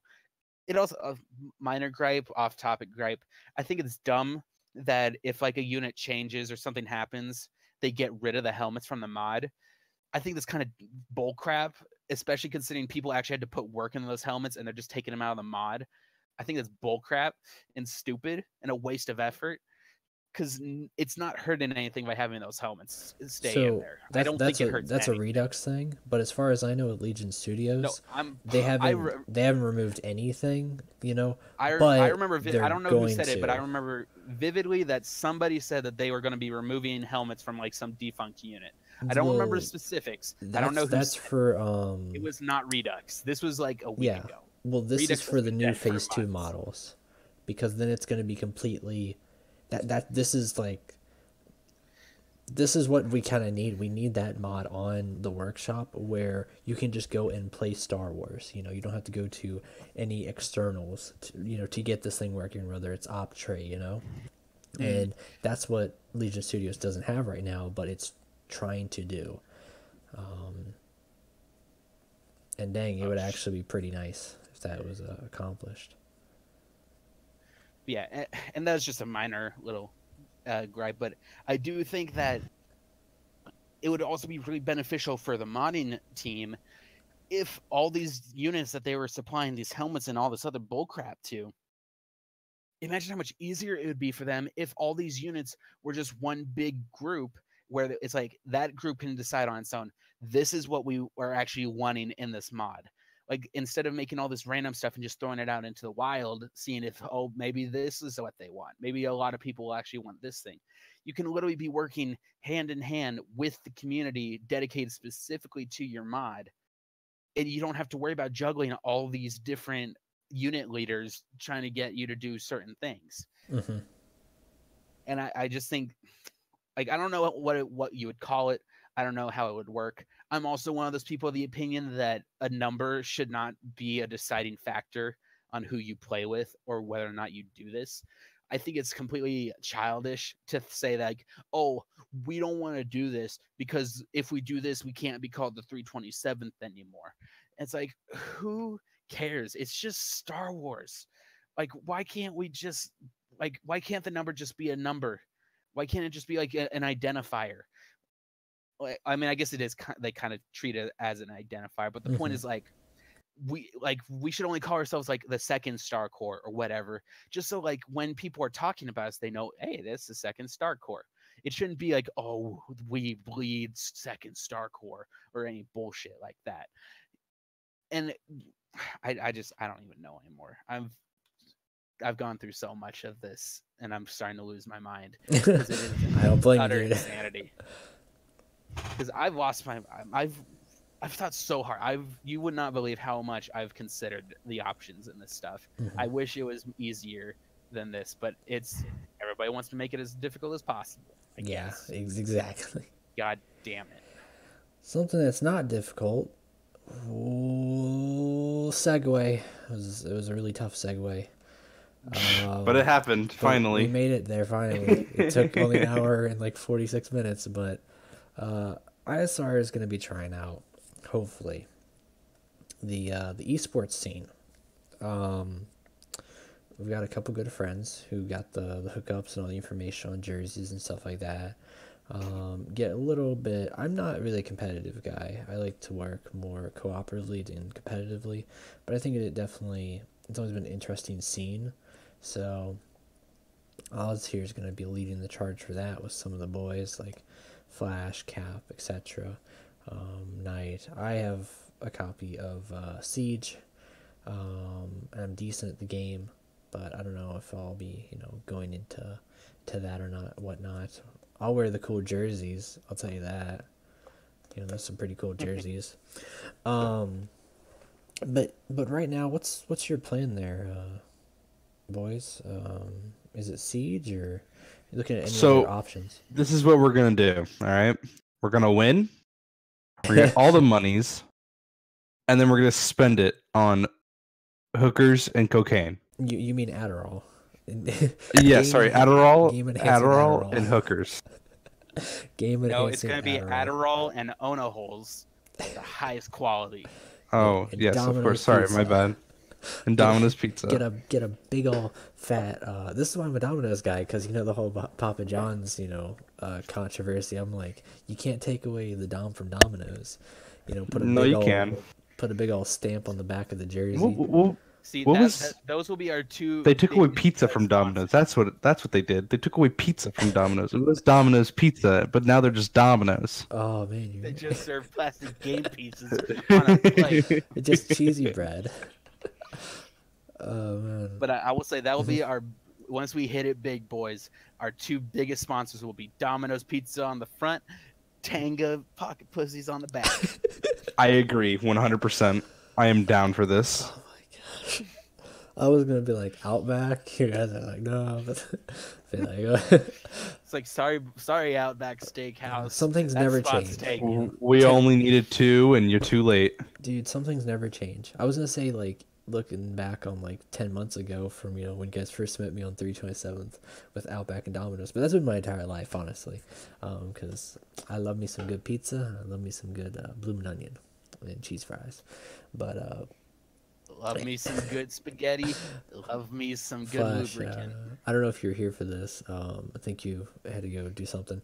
I was telling Oz, I always remember, because this is back in my old house when we had a fryer. Now we don't have a fryer. I'm really sad because we had to get rid of it when we moved because it broke, which sucks. We used to make some really good chicken tendies for op time. and Tendies! chicken tendies. Yeah. I feel like this is a good opportunity that I didn't see this coming. I think we get some But this is a chicken good tendy opportunity sponsors. to give a really gross story. I feel like it's gross. I feel Mhm. gross for being a part of this. But we had a fryer at my girlfriend's mom's house, and we used it a lot. But I Oh, lived there for a year, and I'm convinced, at least as long as I had been there, we never changed the frying oil. Oh, single that's Oh. not time. good. I didn't die somehow, but I kind of got into that. See, I'm sorry, it's I gross. just- I was right. I kept telling my okay, girlfriend that this is gross. okay. This is wrong. How are you alive? I'm gonna let you know this now. How long have you used it again? Well, at least a year. The Okay. oil was at least a year. I old. just want you to know that is like 8 different health code violations in a restaurant. You just like committed a huge crime In a restaurant. in a Oh my restaurant. gosh. Like Does she? that wait, is So this is that is your- actually disgusting. This is your girlfriend's mother's house, right? Sorry, what? Is this your girlfriend's mother's house? Yes. And she's still using that the air fryer, but just the fryer. Well, yeah. You gotta go. And Next time you visit, I don't know. Just leave right now. Call her up and be like, "Hey, whatever your name is, Wendy. We need to change that air fryer." She's gonna be like, "Wow," and be like, 8 health code violations. Like you might have like Ebola. Like something Oh might no, be we're wrong. way past Ebola. You got like a little alien coming out your stomach or whatever, like chest. It's like something actually growing in it. But and here's Yeah. the thing that might make it even worse. It's like we only used it as long as I was there, but I have no idea how long they were using it before Oh my I did it. gosh. I What have the no heck? clue. And I eventually every time that we would use it, it's like, this is wrong. This feels like we are doing something incredibly stupid. And I just kind of got to that point of complacency where it's like, okay, fine, just give me the fucking tendies. You're like, I'll dip them in ranch. They'll be good. Oh That's my gross. gosh, dude. See, we got this thing got its own gross little story to it. Yeah, all We have the, our own all the gross fun story. stories. Yeah. I love all the ideas that we got for chicks in the story sim. It'll never happen. Never ever happen. But you can't fix what never broke, I guess. It's a funny meme. So Yeah, you don't see mold, it ain't bad. Nope. You don't see mold because it's fryer oil. oh my gosh. Therefore, it's bad.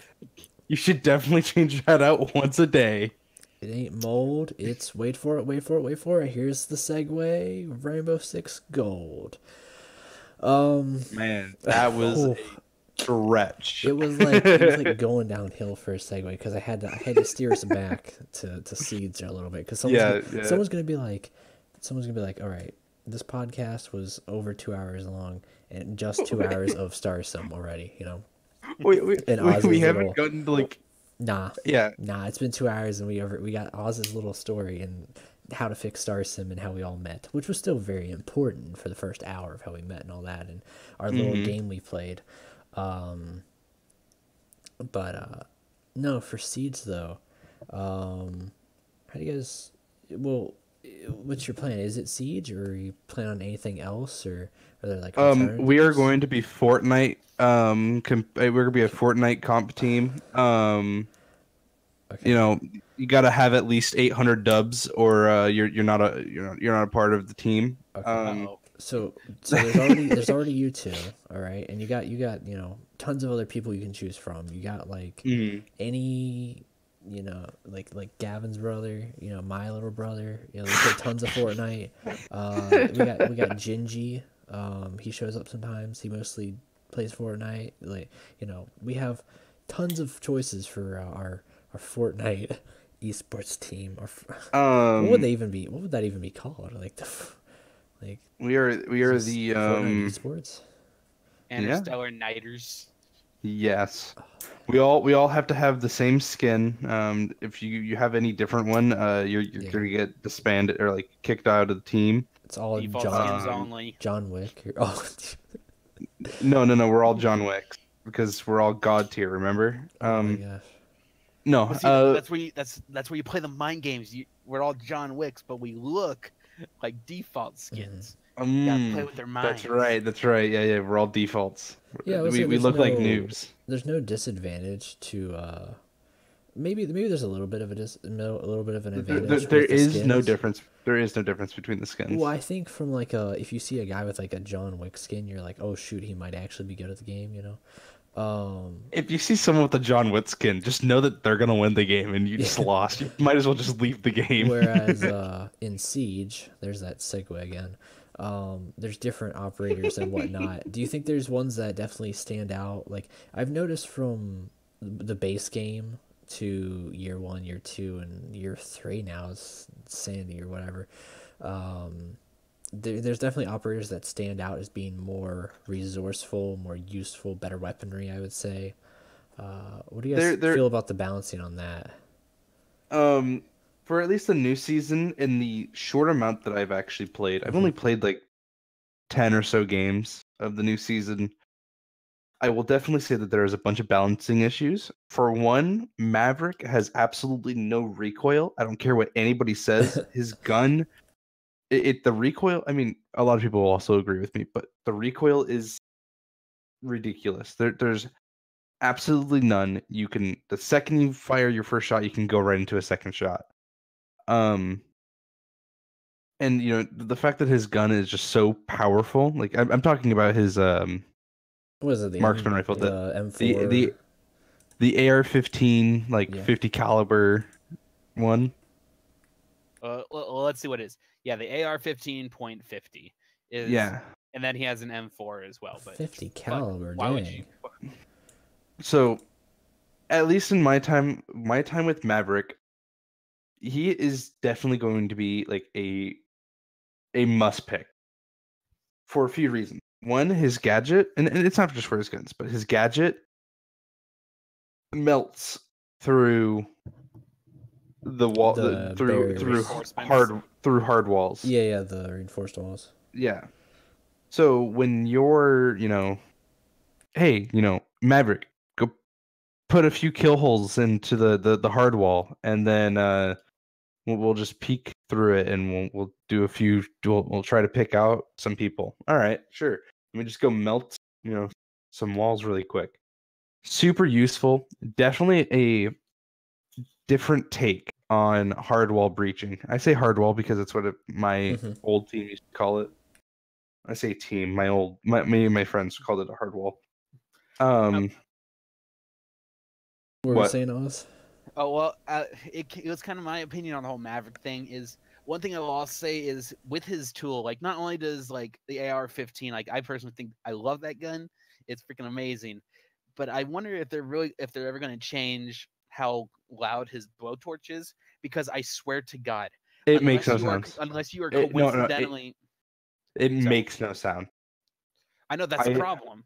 It's like, because I mean, I don't know if I'd say it's really an issue or a problem, I guess. When in my experience, you would only know that Maverick is blowing a hole into your wall if you happen to be staring at the spot that he's doing it in. You will not know otherwise. It's so easy to get a jump on somebody because how many people stare at a corner? So one way that they counteracted this, because they purposely made it to where there's no sound. The one way that they counteracted this is that the sparks that he creates are much bigger, and they go out further. Yeah, on the other side.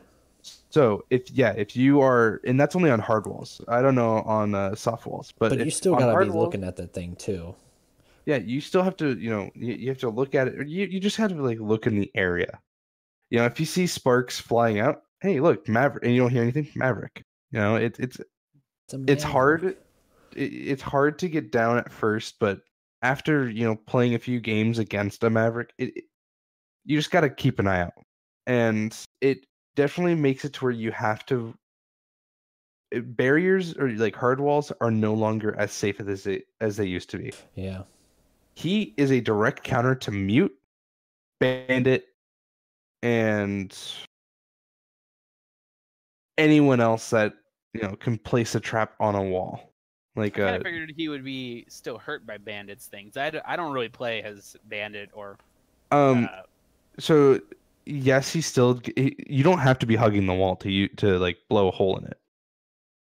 Oh, okay. You can stand like a meter back and then use the blowtorch and burn a hole through the wall, and Bandit's charge or like the battery won't hit you. Flash, you have the season or year 3, right? Yeah. I think it was you, not Oz, but I know. I was playing progressive, lady. You were playing. Whew, I gotta watch what I say. You were playing. I was playing Clash. Bald-headed, potentially Wakandan influenced, progressive social justice warrior police Good officer. God. You could not have made that any worse. I don't know where I was going with that. I was kind of just hitting everything that has ever been used to describe her in one go. And I remember Flash like loved it because she has a ridiculous shield. Like She is actually, with the time that I okay, played her a bit less because I didn't know if she was gonna be good. She's actually really good. Yeah, I remember and I against learned the wall. Like a guy was just laying bullets into you, and you were like not having it. So yeah, it is an indestructible shield, which I am super happy about. I thought I had so many fears that it was gonna be like a shield that'd be kind of like Blackbeard, so it'd have a ton of health, and then it just kind of go away because of just how it looked. And then you have, but it's not. It's like Montaigne. It's exactly like Montaigne. It's the exact same model, just it's all glass.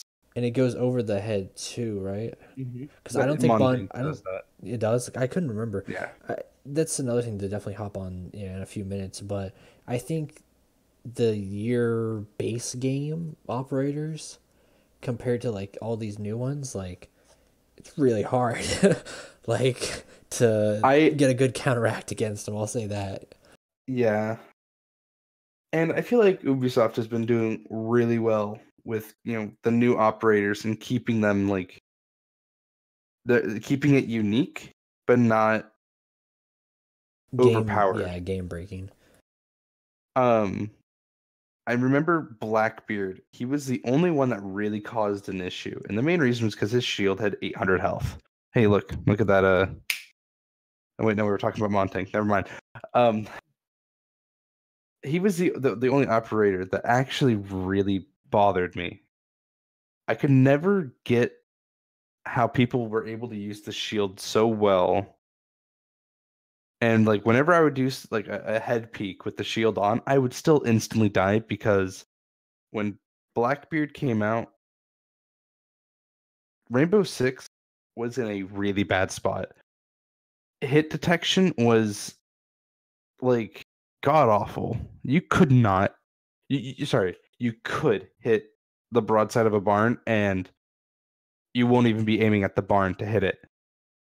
Like that's how bad the hit detection was. You can aim, 40 feet above an enemy and fire, and you get a headshot. And then the same thing with going the other way. You can aim directly at the guy and see blood, spurting everywhere behind the wall, and the guy didn't take any damage. But like when Blackbeard was released, it was Blackbeard and Valkyrie. Valkyrie is definitely my number one like operator to go with. I still think that her cameras are super viable, even though operators now have bulletproof cameras as a gadget. I still think that Valkyries are the best. You can place them anywhere you want. You can throw them outside, and that's honestly the best way to use her is throwing her cameras outside the building to get better more information. I've really like that DLC was when I actually started playing Siege a lot. I played a little bit in Black Ice, which was Buck and Frost, but like Blackbeard and Valkyrie, they were the bane of my existence for a long time. Blackbeard especially because you could never 1v1 against a Blackbeard. There was no way. if you saw a Blackbeard, you better run. Yeah. Like they did tests, and this was still when the Super 90 Frost shotgun was still a pocket sniper, and you could actually out snipe Glaz at the time. I remember, they did a test with this, and they had Frost shooting at Buck's shield, and Frost went through like half of her ammo, and Buck's shield was still up. Or not Buck, sorry, Blackbeard's shield was still up. Mhm. And it's like that he was actually a tank. All he has to do is head peek, and he's good. But yeah, that's really all I have on that. Flash, you play a For mean balancing. game of Overwatch, and Overwatch is known for its community wanting to make them waifu material. I was going that Naked. route. Got it. If you could pick one waifu from Rainbow Six Siege, and Oh, Osiris too. I'm sorry. Okay. If gotta I'm include you on gonna- this one, you got a waifu? Yeah. Okay, so I already there's know the whole- mine. You want me to say? Yeah, go ahead. Make it a little bit easier on you. Maybe Mhm. just lock this one down so you don't take her. Mine would be Dokkaebi. She's the Okay, girl okay. that the time That's we were fair. playing and there was like little bugs popping up and I was like, "What's going on?" And I think Osiris was like, "It's your girlfriend calling you." I was like, "What is this?" She kept on calling. I was like, "Denied." Just like hanging it up. Yeah, it was, Dokkaebi's a pretty good character. Yeah. She's pretty kawaii, as She's, the cool kids would say. I guess I don't know. Although kawaii, I still don't know what that means. Same, dude. We're old. Um, We're out of all right. touch. So here's mine. Mhm. All right, and it's because they've been there since when I started. They've always been my favorite character to play as on offense. This was the first character that I ever got like my really big play, and it was my ace that got. I was playing on the map with the bank in it. I can't remember the name right now. Mm-hmm. And they were in open area, and I dropped through the hatch, and I used their gadget to get one kill. That shotgun kill saved my life, because if I weren't killed that guy, I would not have been able to get the ace. This character is Buck. He is my waifu. Wait a minute. Wait a minute. Buck? Yeah, Buck is the best character. Oh my He's the gosh. best waifu. Oh yeah, he's got the underbarrel, the shotgun. Mm-hmm. He was Black Ice DLC, yeah. Uh-huh. Yeah, good times. I still say close second Clash. I mean, I know what you guys say about her being, bold. A lesbian? Maybe. I mean, It's sorry, not I didn't say confirmed. that. She could pop someone's head, right, with those thighs. But Those thick thighs. no, she's great, dude. I've seen you you rock her a couple times, and you get on the She's enemy. pretty fun. You've gotten on their nerves. I can tell when you play as her, you've gotten on their nerves. Like there was a guy just continuously shooting at you, like in a window. Like I wish I was recording because that would have been the funniest thing ever. Just him, that just was he's so like good. he's like, "You there? Bang bang bang. You there? Bang bang bang. You there? Bang bang bang." Targeted me. Yeah, and then he went to reload. And you just jump right through the window, and just blast him. Like, Mm-hmm. I remember you thought at first you could hit him with it, which was really funny because you kept on running up to a person. Or no, you can, right? Yeah, Because it has you can. the flash. It has I the get the electric thing. I get it. And you can flash, shock them. flash. Yeah. It doesn't All kill right. him though, does it? It does. Oh, It okay. doesn't do a ton of damage, but it can kill. Okay. You might have gotten a kill with it. I don't know. Probably somewhere in a game. All right, Oz. You've had enough time to think. So Who is your I didn't- Rainbow Six Siege waifu? I had a Or lot of time bro. to think, Bro. and rather when you asked for a waifu, I don't. One of the problems with this game is that they try to put stories with all these characters, Yeah. and there's so little to any of these characters, and it's kind of depressing because they're making like movies and stuff, but they're not about Siege, so you still get nothing for these guys. And I'm not saying the art style is bad, but I don't really like the look of 95% of these characters. I do not like the way they look in general. I would choose Ella because I can only see half her face. Oof. Like, I mean, there's some all right ones. Like Dokumi's not bad. Freaking Alibi is not bad. But just as art style in general, like none of these are waifu material for me. The only one that would be even close is Echo because he's sexy Japanese man. Like, and half his face is covered too. Oh man. He probably has like freaking buck teeth. It reminds me of like Twitch because like you don't know. Like she could be like Marina from Mortal Kombat. We do know. Oh. Her elite skin, you can see her face, and she is terrifying. I'm sorry. I liked Twitch before they made her like have a ton of makeup and her eyebrows like super thin. She scared me. She was a scary lady. What she looks like. Oh my god. Mm-hmm. Her real name is Emmanuel. Manuel Pichon. She's also like 30. 30. Well, and that's the other. Maybe that's the other issue. Is like the youngest character in this entire game is 24 with Mute. He's like the youngest, and he's 24. So it's like most of these people are like outside of our age range. Flash, what was that? What was that game we were playing? And someone was like, "This operator 16 or something." Like what? Do you remember that? Remember. I remember, but I don't remember what game. It was the game where the guy was like on top of the roof and just taking pot shots, and there was like 10 seconds left, so he just goes and breaks his legs. Yeah, I remember. Okay, yeah.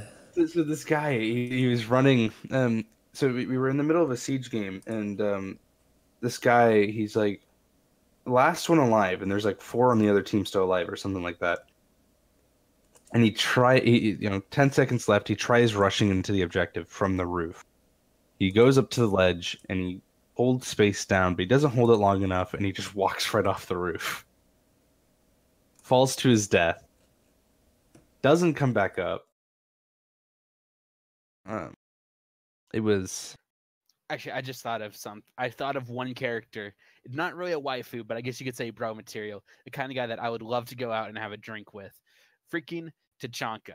I know that sounds like an easy, like low-bearing fruit, but I swear to God, he has like, I mean, there's been like one season for this entire game where you see any story with these characters, and that was the zombie mode. Mm-hmm. Mm-hmm. And his scene in the zombie mode, where he is just fucking chilling in the middle of a zombie apocalypse going on around him. He's just chilling, looking on eBay for old Russian weapons. And he is like, everything about him is just awesome and funny. And it's not even like stupid funny. It's just kind of like, I would love to hear stories from that guy in a bar. So, you guys remember back in old, I'm going to say old Rainbow, before they came out with the seasons, it was pretty recent. No, when they decided in year 3 that they are gonna have whoever owns the standard version has all the operators, all the base game operators for free. They don't have to grind to get all the operators. When I remember that before they did that, and I had to grind for every single operator. Tachanka was actually the last one that I got because I never really thought of Tachanka as a useful character. And, there's always these memes, and I always memed that Tachanka was great, but I was never going to actually pick Tachanka ever. Yeah, as a person I actually roll with. And since I never bought Tachanka, I never got his intro. And my friend's like, oh yeah, no, it's the coolest one. It's just Tachanka just sitting there, and in the background, you just hear Tachanka, Tachanka, Tachanka, Tachanka, Tachanka. I'm like, that is super cool. I want to get Tachanka now. When I got it, I was super disappointed because, you don't hear him, just chanting his name in the background. I thought it was super cool and super lame. But yeah, for another one for Tachanka, when they announced the outbreak like event, the they said something like, or you can just be a demigod. And let me look it up. I'll look for it. So when you find that, I think the Outbreak, if you guys ever played Star Wars Battlefront 2, the new one by EA, Kill me. they did a thing with like Ewok mode, how it was like only for a limited time, and they just put it in the game. I think they should have done that with Outbreak. Thanks, EA. You know, I think it is kind of stupid. Like, why go through all this effort making this stuff just to get rid of it? I hate that so it's like much. the Fortnite thing with Thanos. I think it would be pretty amazing just to keep it in the game. Like, I understand Fortnite works because it takes away and adds stuff, but I think other games like Star Wars Battlefront 2 and Siege in particular, like, it's always nice to have more game modes, especially when there's only 2 game modes to pick from in Siege. And I think like one to really play from, honestly, unless you like piloting or hero battles, which is very few, sadly. No, hero battles suck because the lightsaber combat in that game is still atrociously bad. Yeah, it's just fling around. There's no fun in being a Jedi because you're not actually doing anything. You're just smashing buttons. I don't care what anybody says. If you have a different opinion, this is one of those rare occasions where you are just factually wrong. Osiris is like, your opinion just doesn't matter. No, okay, this was you opened a can of fucking worms. I didn't think you'd talk about this, but now we talking about it. Back to Star Wars. A lot of people, I don't know if it's anybody in this community. I feel like everybody that would watch this video shares my opinion, which is why they still do Star Sim and shit like that. Yeah. But there are people who are claiming that this Clone Wars DLC that's been coming out for Battlefront 2, because that's been like the big thing for this year, or like this season, because this year it sucked for that game. They've got 2 colors, by the way. You can go with yellow, which is just Bly, or you can go with 41st, I think, which is camo. Yeah. So here's the thing. I am, maybe you could say I'm being irrationally upset, but I am completely done with Battlefront 2. I've already sent my disc back in. I've sold back to GameStop. I'm done with that game. I'm not coming back because how long has the game been out? It's been out. It's been like almost a year now. It took them almost a year to get 2 new clone skins when there has been known verified leaks from like around when the game released that these skins were already somewhat available. But when they finally released these skins for all the different classes, there was not a single skin of either unit that was even close to being accurate or correct. And it was literally just reskinning the textures of those old like original units, like when there was the red guys from Naboo and shit like that. And that is garbage. It took maybe like a couple months for modders to make completely custom skins that are actually accurate and don't glitch. There's nothing wrong with them. They look just as good as any other skin in that game. They did it in a couple months for free. You're telling me that you couldn't have paid a couple people to do this stuff in a week? Bullcrap. There's no excuse. And the 41st is an embarrassment. That armor and that camo is disgusting. They should be ashamed of themselves. I'm convinced that they literally only took a week for that. And 5 of those 7 days was spent jerking off onto the computer to Leia. It is a travesty. And people are still trying to convince me that this game is still going to be on the up and up and that it doesn't really matter that they got these things wrong. But if they couldn't even get the clone skins right, that is a simple thing. That is a Google search to get the right things. That is nothing at all. And I'm actually like about to freak right now because it is so stupid. Between this and Star Sim, I've got you all turned up, dude. See, if you ever want to make other videos where you just see me rage, I got plenty of stuff to bitch about. Because EA, I feel like it's a unanimous decision now, or a unanimous opinion. EA does not deserve to have that license. They should have lost that license the moment they released that first Battlefront game. Everybody, including myself, gave them the benefit of the doubt, and they spat in our faces. And even now, they continue to spit in our faces because they didn't like the reception they got for their bullshit practices. And this is not changing. Yes, oh boy, it's not pay to win anymore. There's still loot boxes in there. There's still a bunch of bull crap that you can use to spend money on. And even though people are spending money on this game still, they are giving no effort in return. it does not take effort to make those type of skins. And they expect us to be hyped for the other skins when they can't even make the first couple correct. How in the world am I supposed to be hyped for the Wolf Pack to come out? Because I think that's supposed to be like one of the next ones. How That's am I supposed already to a be hyped for mod, that dude. when well, and that's the thing. Yeah. You could literally probably just ask for permission from these modders, sign a contract, and get those skins and just put them in the game. It's not. I refuse to believe that is that difficult. I'm not a developer. I don't know how this stuff all works, but I'm not convinced, and I will never be convinced that it would be too difficult to do this. It would not cost a lot of money. It sure as hell would cost less than paying some developer in-house to do it, because the work's done.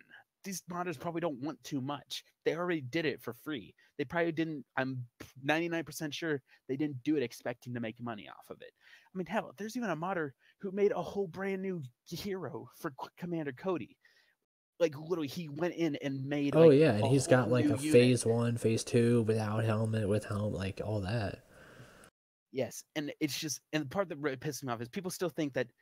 I think one of the most like insulting things about like what the community thinks about this game and where it's going, and I guess you could also say kind of the YouTubers. Like, there's been a lot of YouTubers, surprisingly, that focus their entire channel on Battlefront 2. I don't know who the hell thinks that's a good idea. You might as well be Same ones making videos that about focus it Destiny. on Star Sim. Well, my thing is just like these YouTubers, like I feel like they're kind of insulting the potential audiences because they're saying that once Obi-Wan and General Grievous are put into the game, people are going to come back and people are going to play the game and the game's going to be revived. Bullshit. I think they're thinking of like the casual ones, though. You know. But that is exactly why I think they're wrong, because how many people can you say are so shallow that they will come back to a game that they hated or were completely bored with just because Obi-Wan and General Grievous? And then those are like how the game is built.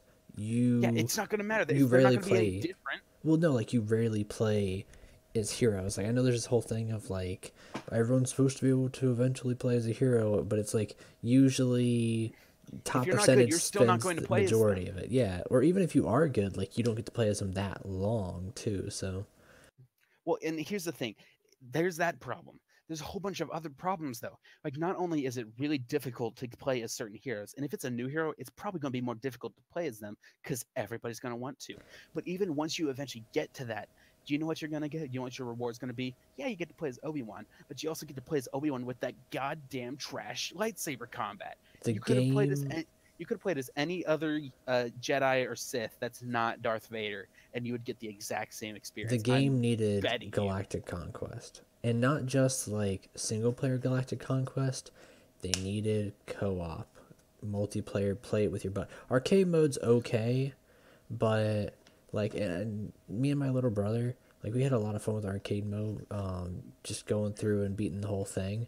But Galactic Conquest is what that game really needed for longevity, you know. And that's actually part of the other issue that I have with all this stuff, because along with the whole Obi-Wan thing, people are saying that the community is going to come back because there's all this content that's going to be brought out throughout the Dude, I fall played and winter. on like Naboo and like Hoth like a bajillion times. I've played on Kashyyyk like maybe twice, and I had like maybe 40 hours in that game, you know. Well, see, that's not even like the problem I'm talking about. People are saying that there's going to be a ton of content, but in what world, in what other game is a couple, like maybe 5 to 6 new skins that should have been made like half a year ago?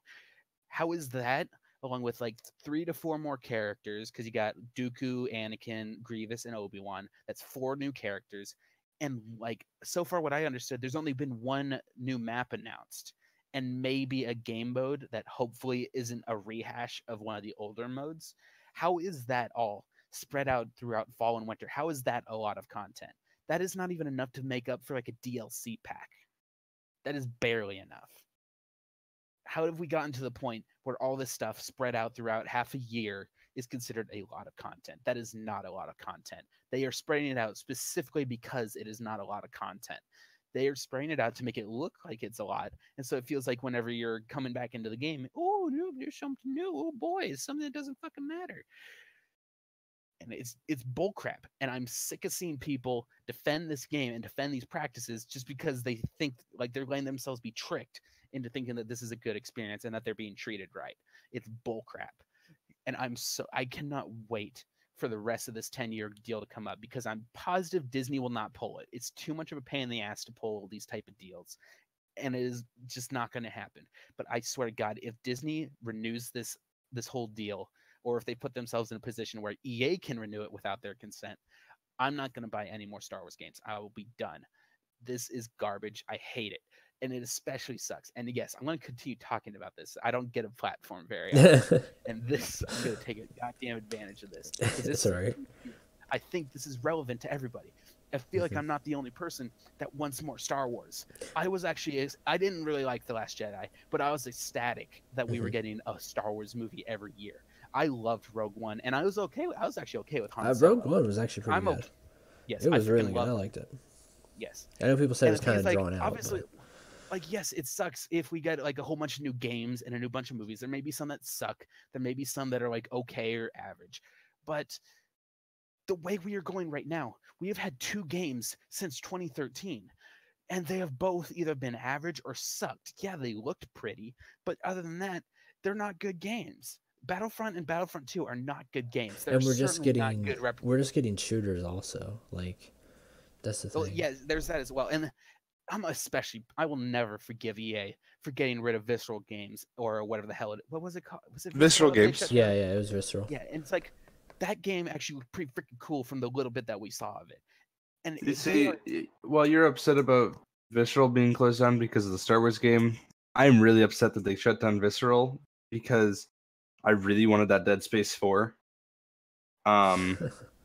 It has been 5 years. I'm sorry to quickly change topics, but it has been 5 years since Dead Space 3. While Dead Space 3 may have been the worst one out of the 3 games, it still did not bomb. It still sold a lot of copies. It was still a successful game. And they didn't make a 4th. That is why I don't want, like, here's the other thing. It's not just EA. Once this deal ends, I don't want them to give it to like fucking Activision or Ubisoft. That is not what I want at all. Give it to Bethesda. No, this will actually make a good game. Do not give it to a single developer or publisher, because clearly EA has shown that even though they had all these developers, they're not actually interested in making Star Wars games. They want to make the money. Dice to make these pieces of crap. They want the money.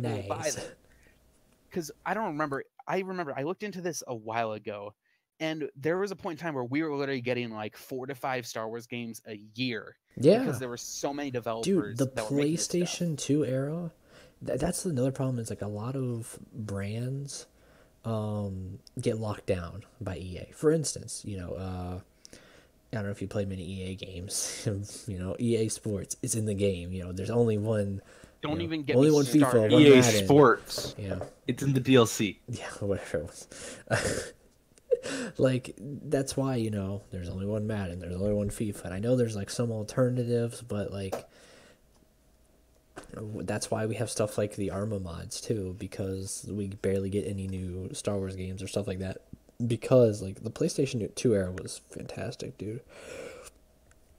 We got Bounty Hunter, we got like Clone Wars, not even to mention like at this time the Old Republic stuff was coming out. Like, we got games that were made.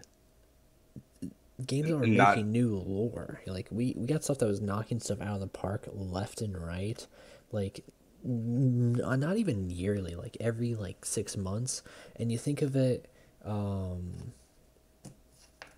like it just, I know it takes a while to make a game, but these people were knocking this stuff out like left and right because of gameplay. And I think so much is devoted on, oh my gosh, Battlefront 2 looks so good, look at all this photorealistic engine. It's like, well, yeah, but the story's great, but once I'm done with that, what's going to keep me playing? Well, Galactic Conquest isn't there, which is what everyone really wanted. Arcade modes is like, okay, well, I beat the 12 levels on arcade mode as a good guy and a bad guy. A campaign. Like, the only thing left is the little multiplayer stuff. There is no single player to continuously go back to. No. I just thought of something. I just thought something about the new Star Wars Battlefront 2. I don't want to seem like a douchebag who thinks that nothing is good about that game. One thing I will say is the story mode in Battlefront 2. I didn't really like the story. Like, where they were going with it. I thought it was kind of stupid, and obviously it was misleading because it wasn't really about like the Imperial side. Yeah. It was just the same bullshit. But I can at least say I feel like they tried with that. I'm pretty sure that they really did try to make a story that could fit into this new canon and be believable and things like that.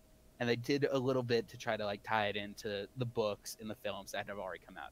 I will at least give them credit for trying on that. However, they ditched it after the first expansion thing, and I'm positive they are never going to do it again. Like, you're talking about the one-off. Well, I don't know if it's gonna be a one-off, but like the added on to that like campaign. Yes, that was awkward too. That was kind of, you know, and it was you don't see that often. Because, like, I don't know. That probably was supposed to cost money. Yeah, that was probably supposed to cost money, and then they were like, guys, the whole loot crate thing really hit us, so we got to get this out for free, you know.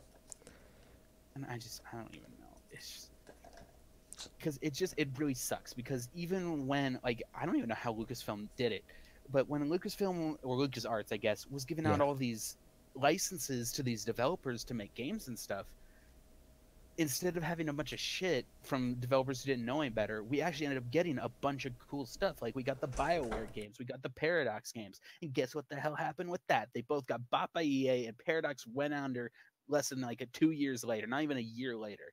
That is the other thing that pisses me off about that. Is like, not only is EA spitting on the image of Battlefront, they are also spitting on the grave of its creator, because they went on and took their creator out of business and then began to make a mockery of their best piece. Paradox, I don't think, ever made a game quite as good as Battlefront 2, and EA has ruined that series' image. Okay. I will agree. I also like the Mercenaries games. More recently, yes, I agree with what you said. But I would definitely say that EA did a great job up until Battlefield 1. You know, you can kiss my ass with that. They haven't been good since 2010. Okay, I'm also like saying more of a multiplayer standpoint. I never really actually played the campaign of those games, so I don't know if you were talking about campaign or multiplayer. I'm talking about, I don't know.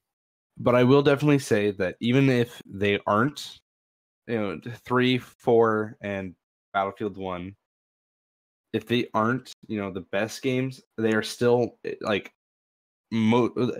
Battlefield 3 and 4 are still being played now. And with Battlefield 1 being out, why would people are going back to the older ones, because they are amazing. I can EA's really hurt themselves this past, like, between Battlefield 5 and what's been shown. It's gonna be, I don't know. You mean what's been said and who's been fired? Sorry, leaving. I don't know. No, dude, from what I understood, the story was that they gave him money to stay, and then he left anyways because it was a guaranteed contract. So he just booked it after they gave him all that money. And that's just another sign of the people that are actually in that department. They're not in there to work for the customer. They're not there to actually make good products. They are there to make money. All about the money. They made the mistake of giving him all that money, and then he ditched them because I don't think EA actually wanted to get rid of him. I'm not convinced. If they wanted to get rid of him, they probably would have just fired him. Yeah, I'm sorry. When someone in that position just flat out says, "You guys are stupid," for something that they have. Can I just say, EA has said that they are trying to make this game as historically realistic as possible. They have advertised that a couple of times. It doesn't even make sense. But if they want to make it historically accurate, I get it. Females were in World War II. Some women did it illegally. They were also, nurses in field camps. What? Not to cut you off here, but I know the exact time or the exact point when World War II games really started going downhill. It's when they started getting rid of the Pacific trench. I was gonna say Pacific warfare. So, yes, I agree 100% there. All we get is Eastern fronts. We've gotten a little bit of African fronts randomly for some reason, but it's mostly been Eastern fronts because no one wants to offend the Japanese, which I think they're completely okay with that, honestly. And I think those aren't the ones that you would need to worry about offending. It's literally anybody else. Yeah. Well, like, okay, so when it comes to the actual development and stuff, I don't think it really has to do with the problem of the location of these things. I think it is all DICE's and EA's fault because DICE, this whole bullshit with the World or Battlefield 5, this isn't new. I'm surprised that people are so pissed about this because this is not new for DICE. They did the exact same goddamn thing in Battlefield 1, maybe minus the women, but Battlefield 1 wasn't even close to accurate to World War 1. How the hell? And that's the other thing that makes like their whole point stupid, like EA's point on the women in Battlefield 5. It's like if you wanted to make it realistic, the women is the least offending part. You are literally putting in red dot sights and holographic sights into World War II, and you're making V2 rockets a normal occurrence in the game. What are you talking about?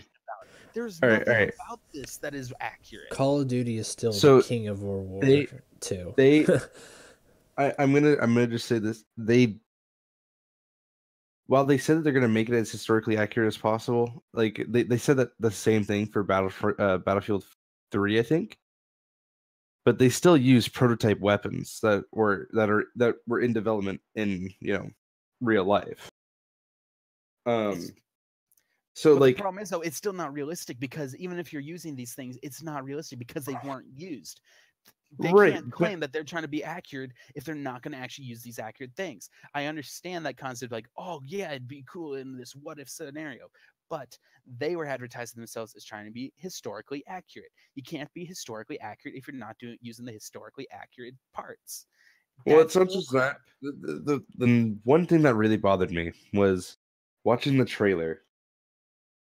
And, the guy is running away from a tank. He runs into a building, closes the door, runs up the door, jumps out the building, lands, turns around, and they're just showing like what the game will look like because that was actual gameplay.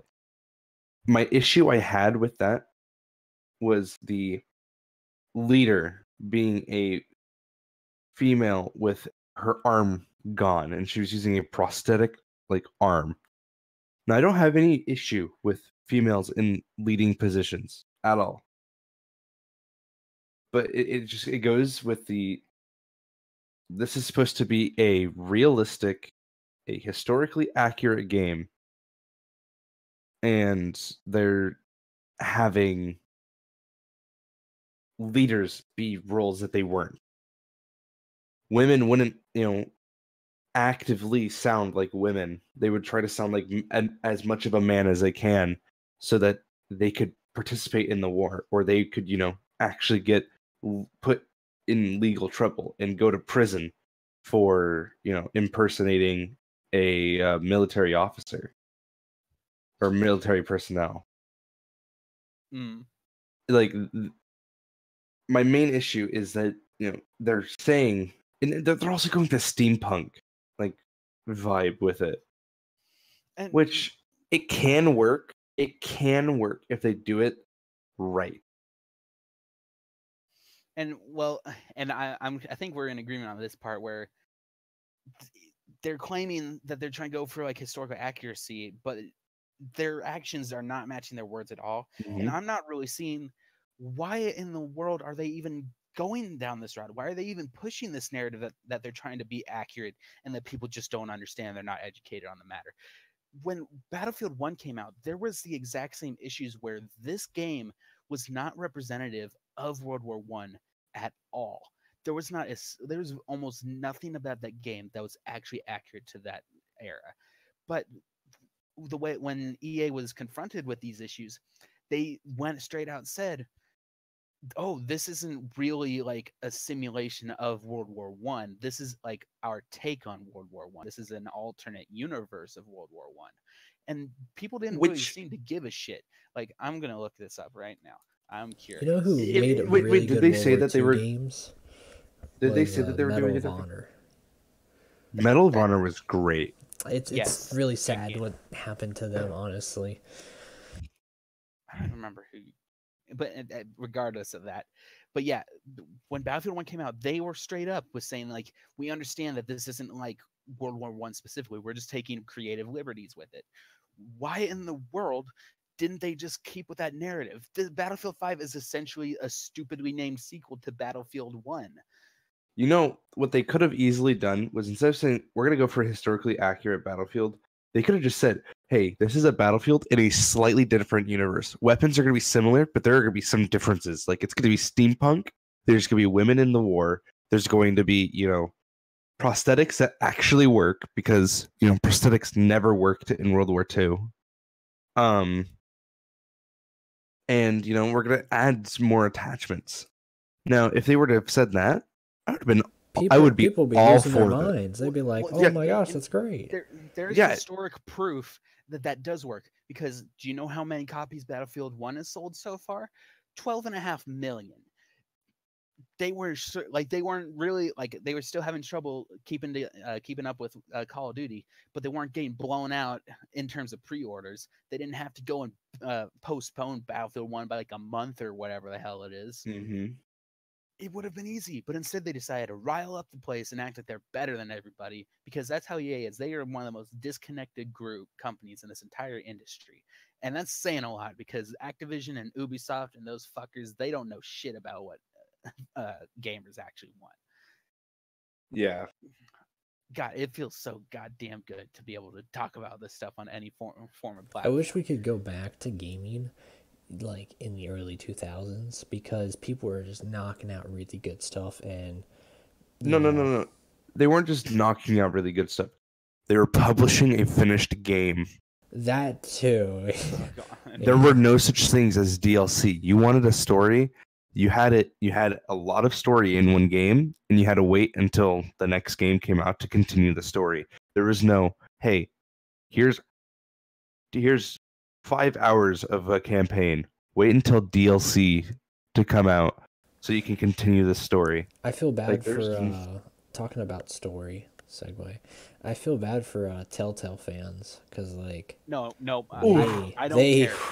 I'm done with that. I was never a Telltale guy, but I am very triggered, because I purchased the incomplete. I've already asked for a refund. How does that work out, by the way? Okay, so I bought the complete season for the final season. I didn't care much for season 2 or 3. Actually, I did season 2. I played season 2, but I didn't care for season 3. But this final season actually looked really interesting, and I kept hearing all these great things about it. I was like, all right, fine, I'm gonna buy it. Bought the complete season, completed the first episode, and when I hear Telltale's closing down, I'm like, oh well, there goes $60. Let me just try to refund this from Steam. I don't know how it's gonna work, but I'm definitely getting my money back, or at least I'm paying for just the first episode or something. Yeah, I was gonna say, how does that work? I can't believe that we're actually having this conversation, because I swear I don't mean for these things to happen, but you've opened another can of worms. Osiris is like, I hate every game developer. I hate every company besides these really good ones. No, it sucks, because the only things I could talk about in the news industry these days, because one thing, I don't know how many people actually know this about me, but I'm actually really big into journalism and news coverage and things like that. That's kind of what the career path I want to take. And it just kind of sucks, because most of the news in this industry is nothing but bad stuff. But it's because we're in good times. Flash, I love you. But if you know anything about Telltale and you were still paying for that game, you deserve to lose your money, because that goddamn company is one of the worst I've ever seen in this industry. Because they are just as bad as EA for different reasons. Because god damn it, that company does not deserve to live based on its business practice and how it treats its employees. And the way that company went out of business is a perfect example of what I'm talking about. They went out of they are getting sued right now, and I'm so glad about it. I hope more employees get on the bandwagon and start suing their asses for this, because only the worst companies are willing to hide the fact that they're losing money from their employees for 6 months, or I think it's 2 months actually, but still just as bad.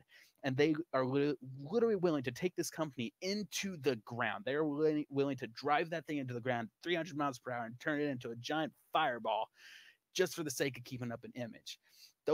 There is 250 fucking workers that are going to be on the street if they can't figure something out in the next week, because that company didn't give them any heads up to help them give a chance to find new jobs.